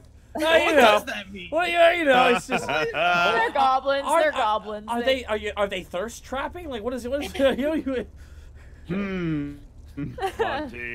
They're fangirls. They're being fangirls. Is what I'm trying to say. They're like my fangirling. influence grows. You also get. That's what's growing. You get like an old tabaxi that looks very interested. Not like that interested, but just like, oh, these young people and their music is so fancy these days. I don't know. I think you're calling me a cougar. But it seems you see the Dragonborn seems to notice your presence. Yeah. Everybody who failed speaks glowingly of me to anyone they talk to. They hinder anyone who opposes me. Okay. And they will avoid violence unless already inclined to violence on my behalf. Okay. So all these individuals approach you after everybody else kind of disperses, and some of them go, "That was fucking weird," and just kind of go about their business. The two goblins, the Tabaxi, the old Tabaxi, and then the Dragonborn walk up to you, and they kind of like they praise you. They're like, "Oh, what a great performance! Amazing." Oh, thank you, thank you. You're far too kind. Sign my dress! One of the goblins just like literally hi, just, like, Jerry. leans up with a pen, like a quill. I grab the pen and I sign Panic Grimtongue with a flourish. Of course, the Dragonborn also wants his battle axe signed as well. Signature, yep, sit Panic Grimtongue right across the battle axe edge. Nice. You'll be sure to give him hell with this thing. After all, it's a Panic Grimtongue signed edition. Say, I was wondering. Yes. You guys seem to be in the know around here, yeah? They all kind of looked at each other. But are you, yeah. Anybody here looking a bit shiftier than usual? Maybe doesn't really talk to a lot of people.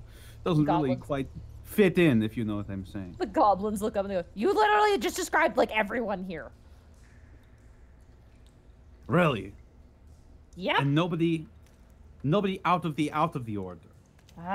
Besides Everyman and Tiengo, nah.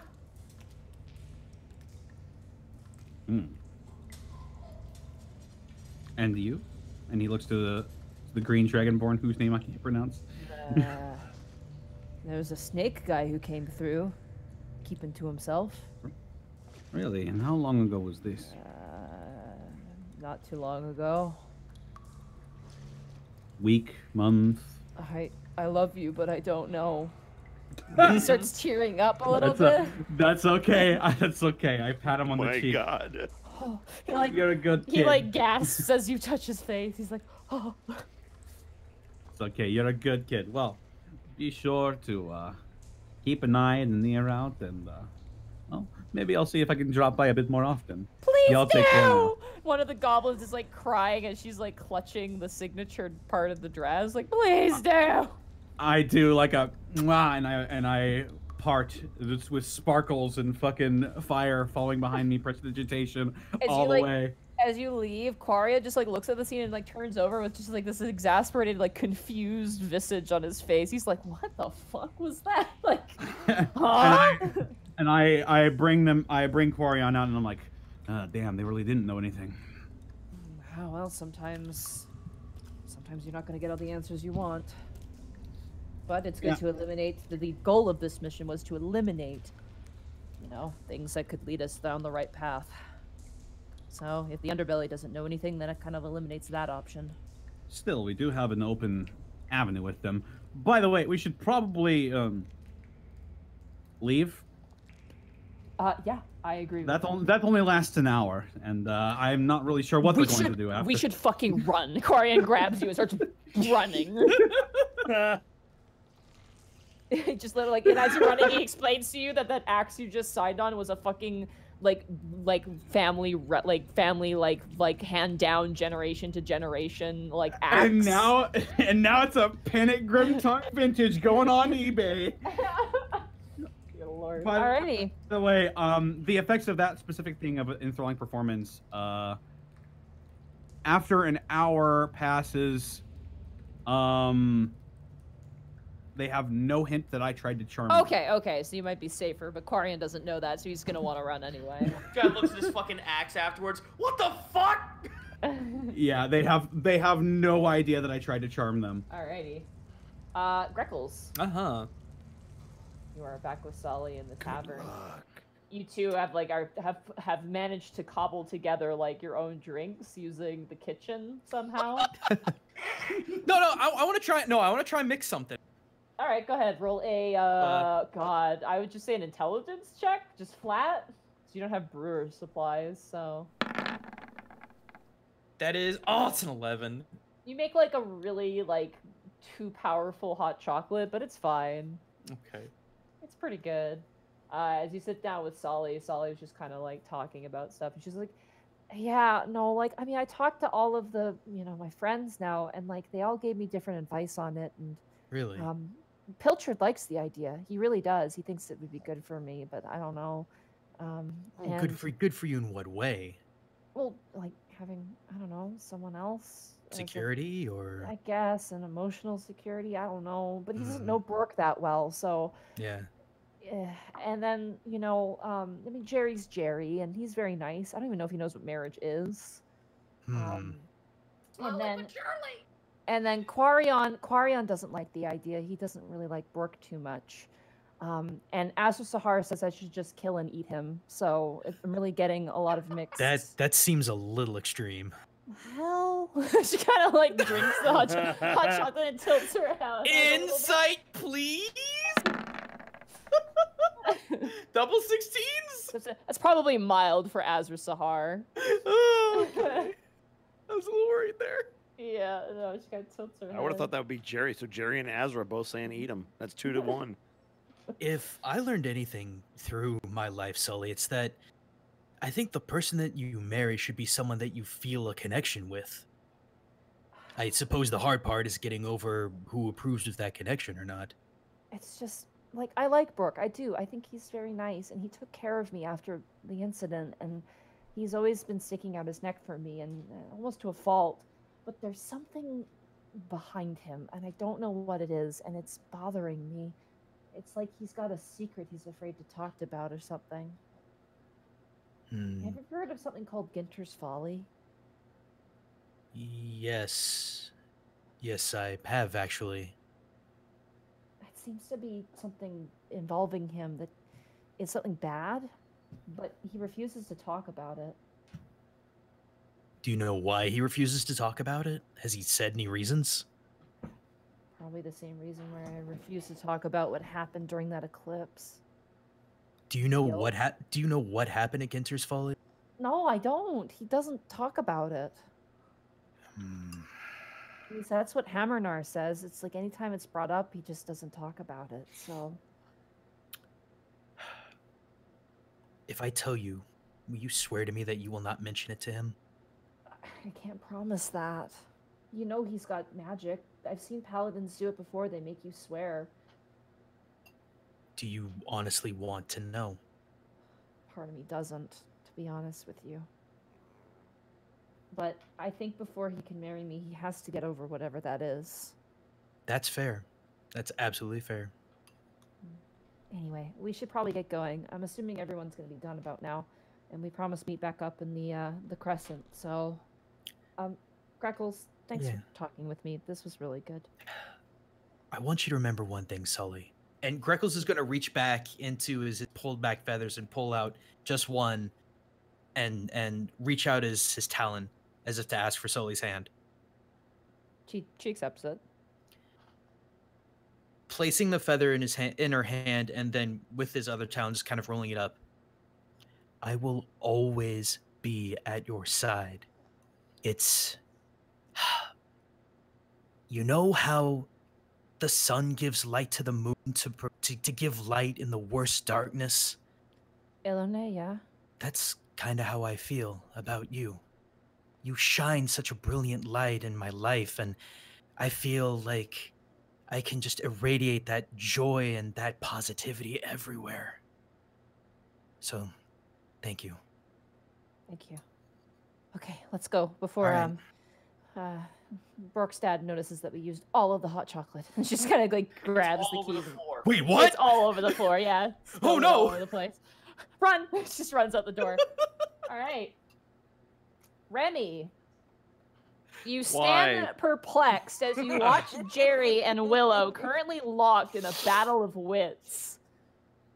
Willow has busted out the chess set. No. And this is the first time you've ever seen her sweating in a chess game. Really? Oh. Even when I beat her, she didn't sweat? She's never played with an opponent who can read her mind. That's cheating. What's cheating? What's cheating? I hate both of you. Shut the fuck up. You watch as Jerry reaches out and goes, "My horse kisses your horse." And he just like pushes the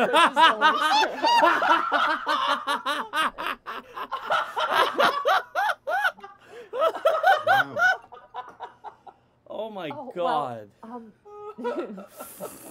Well, my castle, she grabs the rook, dances with your castle. And Jerry goes, "You can't do that!"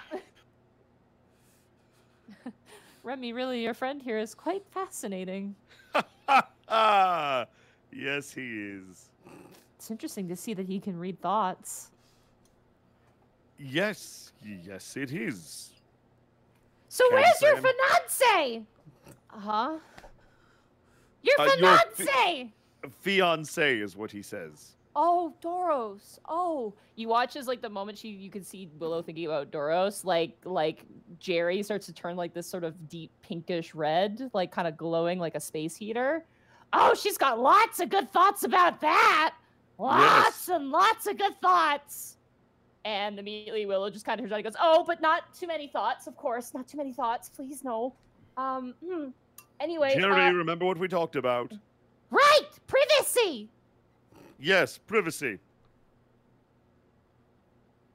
Well, thank you so much, Remy, for introducing you to Jerry.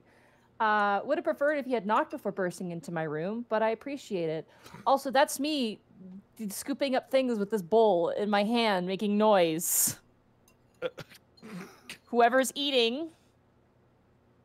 It's not me. Not me. Connor. It stops. But Sorry. thank you so much. No worries. I'm just kidding. No, it was my pleasure. Thank you for giving us something to do. Yeah, no, 20 games of chess, all without the rules being applied, is kind of an interesting experience. Homebrew chess. Speaking of which, we should get a game in at some point in the future. Just imagining wanna him taking the king, going, "King! King!" and just attacking everybody with the king. Come along, Jerry. We should go meet up with Solly. I won! And you watch as he just like follows Yes, you. you did very well. You won 20 games in a row I did! by reading someone's mind. You make your way back to the crescent. Meanwhile, Borky, Oh, you are in a bit of a situation at the moment. okay. So, It's totally fine. okay. What's the worst that could happen? Well, oh man, I mean, you know. I could get caught What? eating food on stream. I mean, that sounds pretty rough. That would be pretty bad. Oh yeah, that'd be awful. That'd be Alright. so bad. It'd be okay. almost as bad as Here- Lost No, well, Dragon I want to ask being two like, quick questions before I jump into Yes. character in this scene. Now, my quick question is here. Now, based on the role playing, Azura Sahar is still slightly in control of herself, correct? Oh no, she's fully No, gone. she's feral. Okay, She said okay, get out and that's then the went first feral. clarification I needed. So she is fully feral. Now, Yeah. the creature that was above me, how big was it? Based on what It's I could me- see. It is medium size. It's humanoid size. Humanoid So size. it is it is hanging? in suplexing range. No, is it hanging on to anything? Is it? It is sitting on top of that structural support beam. Okay, and it has So one. superplex. Okay, dude, one It second. has one. Bosco. Yes, Bosco. All right, so okay, Bosco. okay, so It has one massive, like almost like grapefruit-sized eye in its skull, and Is a it- serrated teeth. is it the middle? The middle? What? Middle of the head. Is the eye in the middle of the head, or is just one side? Yeah, the eye's in the middle of the head. Yeah, Okay. it's just one eye in the center of the head. Okay, now, in this moment, the way talking to Ronfault works, is it time removed or is it in real time? It is in real time, yes.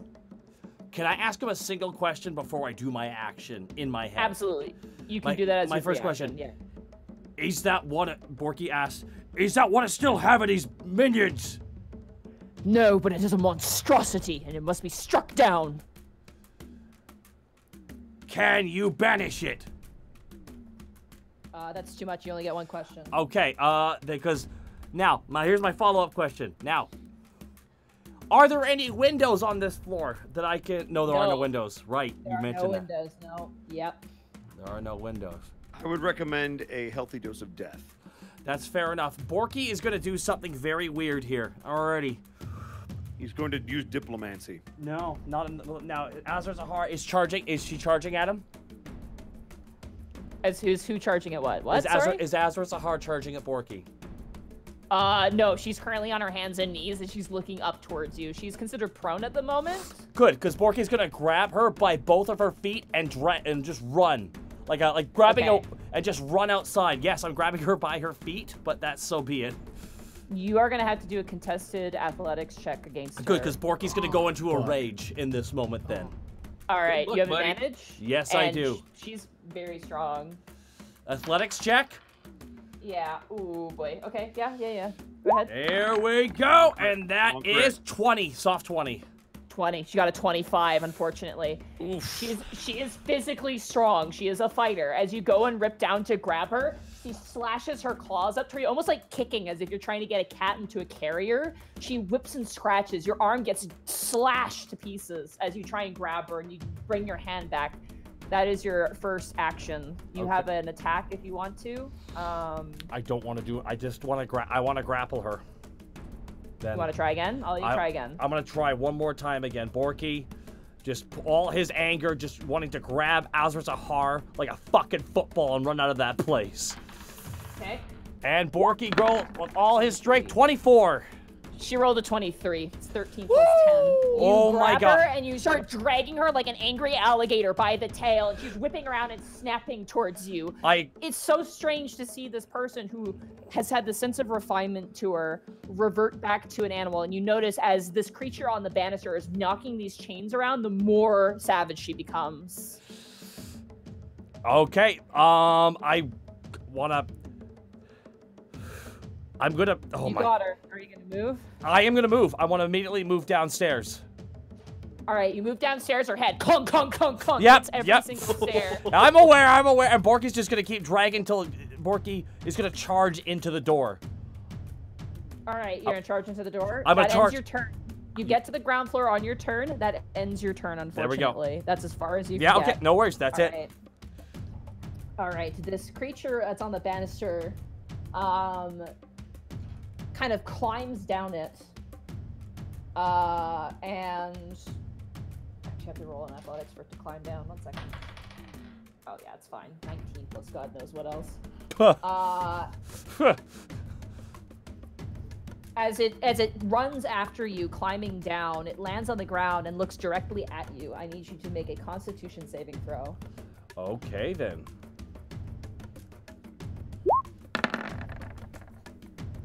Oh. 23. You are fine. You feel as this thing stares at you. You feel sick to your stomach deep inside of you, but you shrug off the effect as you're in this rage and yanking Azra Zahar. You hear the creature go, "Oh, we are not finished," as it kind of rushes towards you. Ah! That ends its turn. It is now Azra's turn. Okay. She is grappled by you, but she is going to make a bunch of attacks on you. Okay.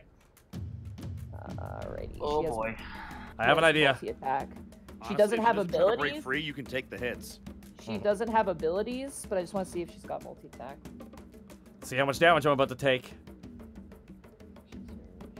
God, she attacked when grappled. She can attack. She can attack 3 times. No, you can attack when you're grappled. If you're restrained, you can't. But if you attack when you're grappled, you attack with disadvantage. Yep. And because she's in a state where she's not being strategic, she's just gonna wildly attack. That's just the logical sense for her right now. Like a cat flailing. It's literally a cat flailing. Wow, a 17 and a 16. A 16 plus unarmed attack. That's going to be a 21 to hit you. Yeah, my armor class is 15, so anything above 15.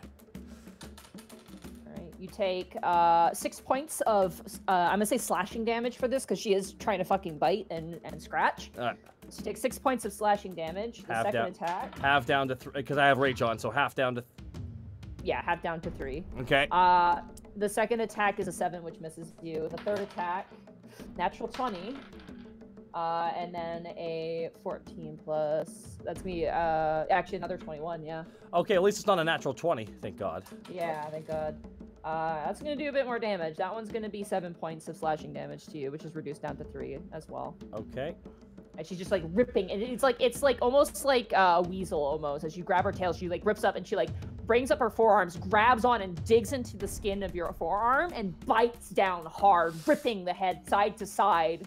Almost like this really like survivalist sort of instinct level of violence to her. Alrighty, at the because moment. I have an idea. I already know what I'm gonna do. All right, it is now your turn. Borky just turns to the creature running him and just throws Azra Zahar as hard as he can off his arm at it. You're gonna throw Azra Zahar at the creature. I'm gonna throw Azra Zahar at the creature off his arm because she's biting into his arm. I'm just gonna fucking, like a baseball, I'm gonna, with all my anger, I'm gonna just throw the weight of Azra Zahar off my fist into the creature. That's a yeet. Okay, so you Remember have to scream. proficiency with improvised weapons because of your tavern brawler. Yes. So you He's need to proficient in roll- Azra. So roll a Improvised grandma. roll. Oh my God. Roll a great sword attack for me. Just click great sword or Ron Fault. Because you're proficient. Soft 20. That will hit, and then your damage will be 1d4 plus your strength modifier. 1d4 plus 4. Alrighty. Yeah. So you get a d4 dice because of your tavern brawler as well. And that 3 is plus 7. 3 plus 4, 7. Yeah. Plus 2 for rage. Damage. Plus 2 for rage. That's gonna be 9 points of damage as you yeet Azra Zahar. She collides, her armor bouncing up against the ground as she collides with the creature. The creature, blood erupts from its nose as it screams, almost wailing like a child that's been like pushed off of a swing set. Am I allowed anything else to do in this moment? That did count as an action, so I can't attack. That is one attack. Oh, You can make another attack. good, because now now that I got her off me. By the way, it's plus 3. I think it's plus 3 now with my level. It is plus 3, yeah. So that's 10. Good point. So Borky now that he's got a free swing, Borky is going to now swing with a. Oh, one second. Let me click the proper one. Borky's gonna click with a. Where is it? Borky's gonna hit with a reckless attack. All right. Borky's gonna swing Ron Fault with a reckless attack. When you make your first attack on your turn, so technically you can't do that because you've already done your Oh first no, attack. that is so true. I apologize. Anyways, Borky's gonna hit him with a sword. Anyways. All right, you pull out Ron Fault, you charge at him. Azra Zahar is still scrambling on the ground to get up. And that is a natural 20! Let's go, Oh, nice. All right, so roll your dice. Roll an additional 2d6. Do you have brutal critical yet? Yes, as a I do. barbarian? Yes, I do have brutal critical. Roll an additional 4d6 then. That stacks, ladies and gentlemen. Oh, the brutal God. critical from Yes, it barbarian fucking and does. Oh! Oh! That is Wow. 14 plus 15 plus 3 plus 7, because the 3 for the rage. that's gonna be 10, so 35. No. Is it 49? 39. 39. 39 points of damage. 39, You all right. slice this creature in half. And as you do, and the chains kind of come to a slow stop, Azra Zahar is kind of like an animal that seems to be almost like stunned or like caught. It just kind of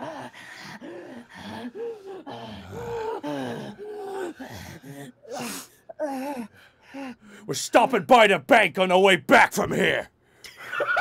Oh my God! Oh. You guys make your way out of the building. She does swear you to secrecy.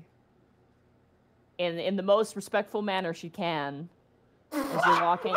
I'm sorry, I didn't take that seriously. as you're standing in the bank filling out the paperwork, kind of leaning up against like the little like mail slot part. I need you to be my witness for this. Please sign there. She signs. She sighs, but she signs. Thank you. And you get an additional 10 gold for starting an account with us. Non-stop God. just non-stop wins today. I ask you kindly not to tell Lady Soliandris of what happened in there. Okay, on one condition. Oh no. If it happens again, you tell me. That's all Borky says. You guys make your way back. All of you now reconvening at the Crescent. Everyone comes back, obviously relaying the information that you guys have picked up on, I'm assuming. Mm-hmm. You haven't quite got a lead on the spies, but you've maintained a few bits of information and learned a bit over the course of this time. Yeah, me and Jerry got so much information. I have a friend! That's the best amount of information you could ever ask for. Solly's like, aw, that's great. Good job, Remy. Of course, Lady Solly. Thanks, everybody, for helping out. I think this was a great team-building exercise. I hope everybody got to know each other really, really well. Azure Sahai just gives you the stink eye, Borky. And I hope that maybe we could do this again. I don't know. But thank you so much. Allies are allies. If you need us, you can rely on us. For sure. If I catch any word, I'll let you know, okay? Yep, same here. Sounds good. Yeah. Okay. You guys deserve a rest. Thank you so much for helping out. Absolutely. Our pleasure. Not a problem. Borky, why are you covered in blood? Yeah, why are you covered in blood? Oh, the weirdest thing happened. I He fell fell. in the butcher's shop on the way here. Yes, there was blood everywhere. It was horrid. You see Azra Zahar looking. And all of Solly's companions kind of tilt their head towards her and kind of look like... I already feel the insight checks. Yeah, I was like, Yeah. Shit. Oh, damn. Here I go. And you know what? Why not? I get one a day. 23. Oh, no. Bullshit, no. Azra. I'm gonna use my magical ith power to re-roll that 13. Okay, if Connor. you feel Ith's influence kind of beguile your luck and change your fate, so you may re-roll that insight check. Yes. Also, I realize that seriously need you on this. I realize that Azra Zahar's charisma is her dump stat, so I'm like, fuck. Oh, I thought she would have had a higher one. Okay, yeah, because we're running late, guys. Come on. No worries, no worries. Instead, it's going to be a 22. For some reason, Azra Zahar is defending Borky or working with Borky in a deceptive way. She rolled an 8. It was really bad. Plus 0. Oh boy. I'll tell you what. Why don't we let everyone wash up and we'll get back to the tavern and we'll maybe talk about it over drinks. Yes. Very well. Hey, sounds like a fine idea. Yeah, I have paperwork to sign out, so take care, everybody. We have gold to invest. Indeed. I'm gonna give Azra a very knowing look before I leave. She kind of snorts, the nostrils kind of flare a bit as she storms away. And with that, you guys make your way home. Oh, sorry. Did you want to do something? It's really late and you need to go. No, it's fine. Greckles just, when everyone left, Greckles just wanted to turn back and do that knowing nod of, I got you. Solly gives you a nod back, a sort of worried Why? expression. But why? You guys make your way back to the tavern after a long night's day of work into a long night. Sorry, I can't talk properly. A long night. As you guys arrive at the tavern, Helga has a message for you. Oh. There is someone who wanted to speak with you. No. They call themselves the Pigeon Mancer. Oh! Hell yeah, that guy is my boy! They said they had something of interest about the Endless Flower. Oh. Oh, no. Here is the info. She slides you a piece of paper, and as you guys unfold that piece of paper, that is where we're going to end the session. Yeah! Bye, Austin. Bye, Austin. Austin. Sorry for the longer episode, Austin. It's because of video games. You guys split the party. It's fine. I did it. We should I call was this gonna say, episode you "Don't split the party." We should call this episode "Don't Split Don't the Party." do no. No, I like You I never like Let's split the Split Up party. Gang in honor of Let's split Scooby up. Doo. Split up and look for Yeah, clues.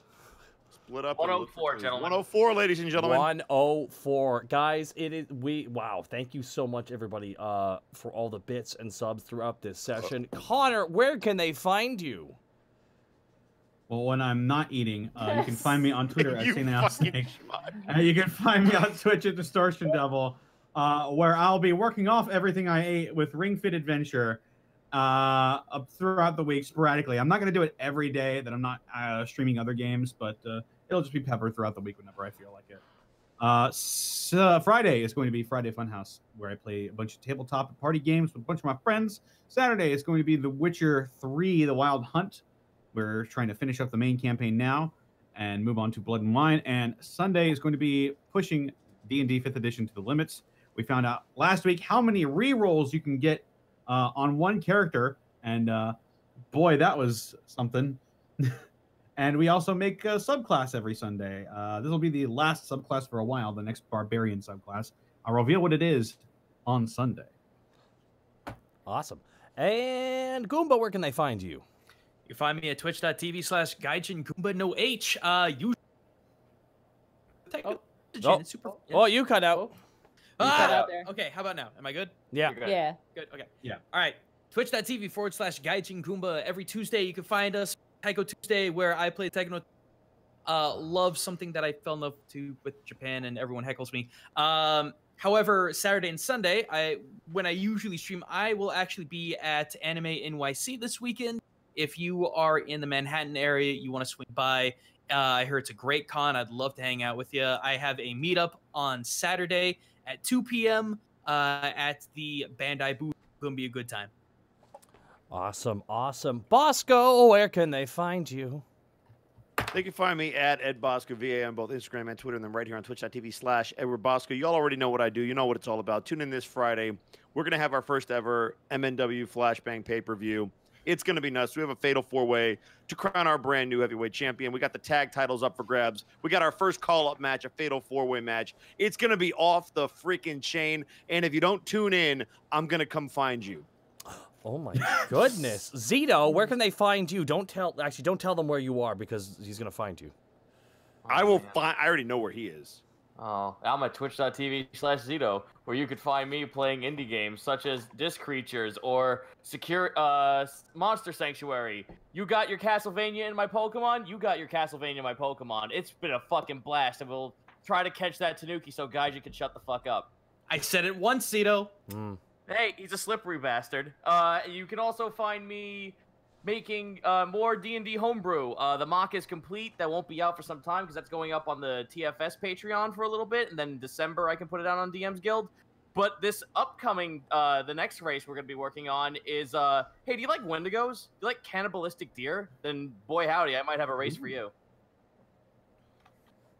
Alrighty, awesome. Monty, where can they find you? You can find me at MontyGlue on Twitter. You can find me at twitch.tv/MontyGlue. Tomorrow at 5 p.m. Pacific Standard Time, we are continuing Skies of Arcadia. And then peppered throughout the week will be probably Art Stream on Sunday. And then you're going to see a lot of RE2 runs peppered throughout the week. So check it out there. My best time so far is 1 hour, 23 minutes. All Mr. X run. I'm very, very pleased with that. Awesome. You can find me right here at twitch.tv/Takahata101. Big weekend. Tomorrow is MNW at 5 o'clock PST. It is the go-home show for the C101 charity event, which will be starting at 9 a.m. on Saturday and will be running for 16 hours plus. That is true. It is You will not be there for all 16. No, I will have many a guest star helping me out, and one of those people who will be helping me out throughout the event will be the one and only Edward Bosco. And damn right. Connor's going to be there too, I think. Right, Connor? Oh, Hey, shit. that's me. Guys, So wait, Connor and I, the best commentary It is team. a charity event. All proceeds from that will be going to the Pugalug Pug Rescue, a pug rescue, and I'm very excited about what we can be done. And it'll be over at twitch.tv/stream4star. And as I say before, that's right, I got the ticket, I got the keys. to the big stadium. So this is going to be a lot. To be fair though, you built a quarter of the stadium, so fuck yeah, you got the key. Yeah, fair enough. But yeah, I'm excited for this because it gets more eyes and more charity going towards the puppos. But yeah, that is it from me here. Please give it a check out. Guys, who should we go raid? Good question. So can we can we raid Shimigami Eaters on? Ku's on. I was gonna say either Ku. Actually, Ku would be great because he was a guest. Let's do that. Yeah, I was gonna say Ku's on. All right. Ku's on. Let's do that. Oh, his name's so long. I can't do him. His name's too long. Shinigami. Yeah, see? Eater. Shinigami. Oh no! Go I got it. right back to Lou's place. I went. Oh no! That's a bad app. One second. I'm trying to copy paste his name because it's long. Haha. Good luck. I got it. Alrighty. Anything else you guys want to plug before we head out here for the night? Oh, the audio thing, the Kickstarter as well. Yes. Bosco. Oh yeah. Yes, my friend is building an audio device that allows you to basically be in fantasy worlds like taverns and out on the street at different times of night with different weather and never looping music. You guys should totally check out the Kickstarter that I just linked in the chat a minute ago, and I'll do it again. Bam, there it is. Totally do that. He needs to get to $9,600 by Sunday, so if you've got anything that you can contribute, think about picking it up. Thank you guys so much. Let's raid Ku. Evelyn, Wiki, thank you for the 100 bits. Episode title, Spilling the Tea. That'd be no, that's a pretty good episode. Shadowy Sphinx with 1,000 bits. Episode title, It's Secret to Everybody. Fits for all the secrets. His episode and the getting paid. 1,000 bits. Serenade of the Eclipse with 1,000 bits. Hey, Bosco, can you as Alistair say, oh, Monty, if not hooray for the first time donating bits? Oh, Monty. No, don't say those words. 1,000 bits from Serenade of the Eclipse. Thank you so much. RG Home, thank you for the sub. And Zane, thank you for the bits as well. And James Rochelle with 1,200 bits. Glad to see the best bird is back. Yep, Remy is the best bird. Oh. And the I like how you had to say that twice. No, it's actually in the message. Oh, fair enough. Yeah. The Nargacuga Tamer with 1,000 bits. Boom goes the bouncing bits. Yes. Okay, and Jack Jumbo, thank you again for the 10 subs. So get this, during this stream, I have the thing, I have the whole stream OBS up. One of the bits was just bouncing. It was just bouncing. That's it. Forever? It was bouncing for like an hour. It was hypnotic. I was lost in it. And then everyone started dropping bits to try and destroy and stop the bit from bouncing. Truly a metaphor. Anyways, rating Shinigami Eater, guys. Don't read too much into it. Hi, guys. Have a good night, everybody. Bye. Bye. Goodbye now. Bye, everybody. Cass smiled this episode.